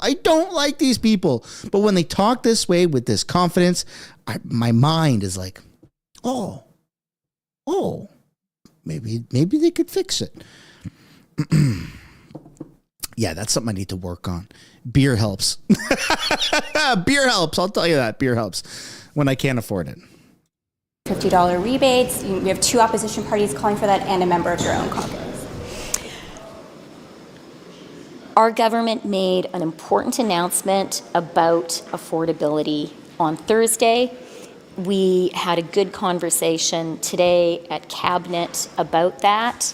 And we are really glad that Canadians are going to have this opportunity to have a tax break over the holidays, and that working Canadians are going to be able to get a little bit more support with affordability. It's what our country needs right now. So that's no change? Sorry, Minister, there's a question for Minister LeBlanc. Minister LeBlanc, how concerned are you about U.S. firearms making their way into Canada? Mexican President Sheinbaum says that actually most of the guns in that country are coming from the U.S. Is that the same here?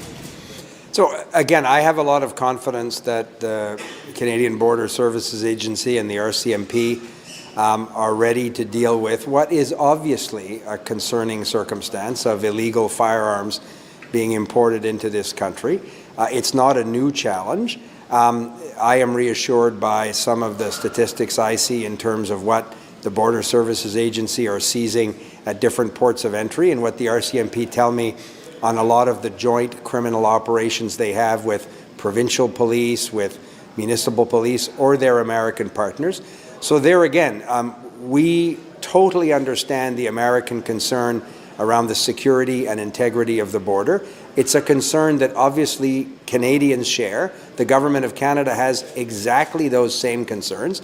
And the good news is that for decades, this collaborative work happening literally daily with American authorities and Canadian authorities has allowed us to keep both countries safe, including dealing with some of the real challenges around the opioid crisis, fentanyl coming into our country, illegal firearms coming into our country. As Christia said, Canada being able to choose, and the Americans understandably also wanting to choose which persons can enter their country. So this is work that is done effectively, but we're always looking at ways to increase our support for Canadian authorities, and we'll do so based on the advice of the Commissioner of the RCMP, the President of the Border Services Agency, the Director of CSIS. These are people who talk to their American counterparts so often that they have a very, very common operating picture of these challenges. Is the border going to have to get thicker? Is it going to get harder to go back and forth across the border, do you think, under President Trump?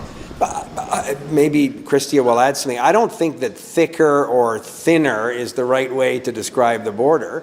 I think that what the best way to describe the border is in terms of its continued security. $1 billion a day or more of trade crosses that border. Obviously, it's in the interest of the Canadian economy and the American economy that this be done efficiently, but it's also very much in the interest of both countries that it be done safely and securely. So I don't think it's about thickening or thinning the border. I think it's about continuing to assure Canadians and our American partners that we're prepared to do everything necessary to have an efficient, effective border that's secure for both countries. And it's not an either-or choice. I think that we have over decades done this work, and at different moments there have been different challenges. If you take a 10-year period, there have been, for a bunch of reasons, challenges that come up. The good news is Canada and the United States have dealt with those challenges collaboratively, and that's exactly what we're saying to the new administration, that we're anxious to do with them as well.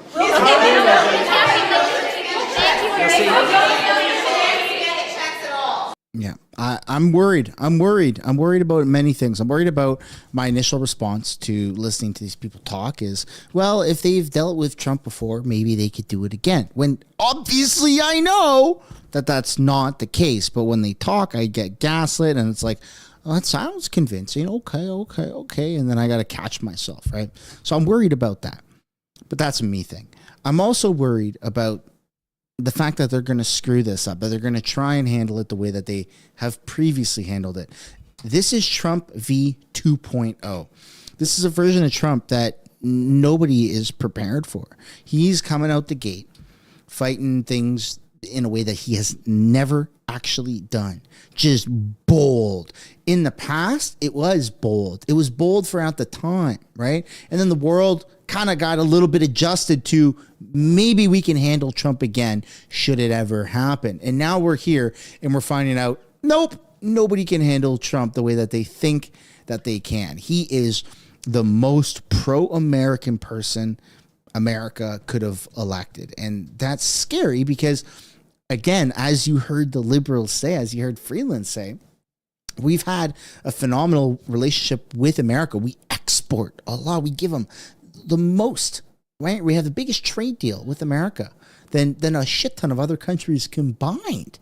Like, we're a powerhouse for America. So what do we do? What's the options? Well, does Canada threaten America and say, you know what, under the Emergencies Act, subsection C, that we can increase tariffs 50% on you, or just, you know what, stop importing to you or stop exporting to you and go somewhere else?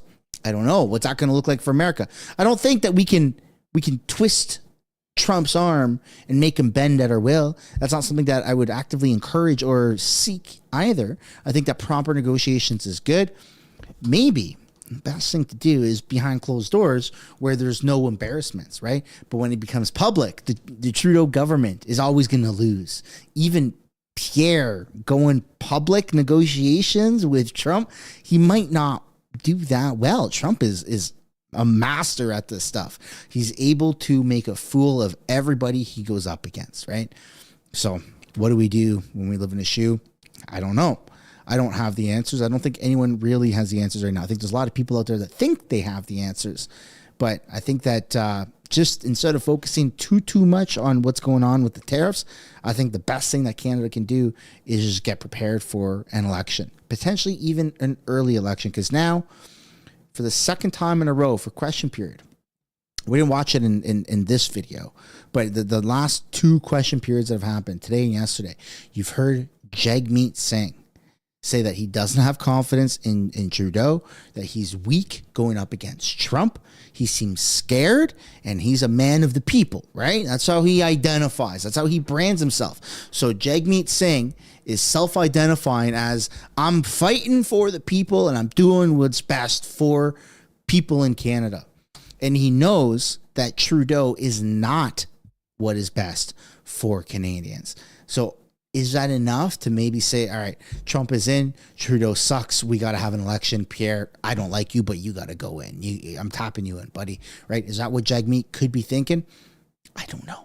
I don't have the answer, but I'd like to say optimistic right now because the tides are changing and I just want to ride the wave. I want to ride the wave and see where it goes because this is very, very exciting. It's also extremely volatile and scary all simultaneously. Thanks for watching, everybody. Thank you so much for watching today's live stream. I had a phenomenal time.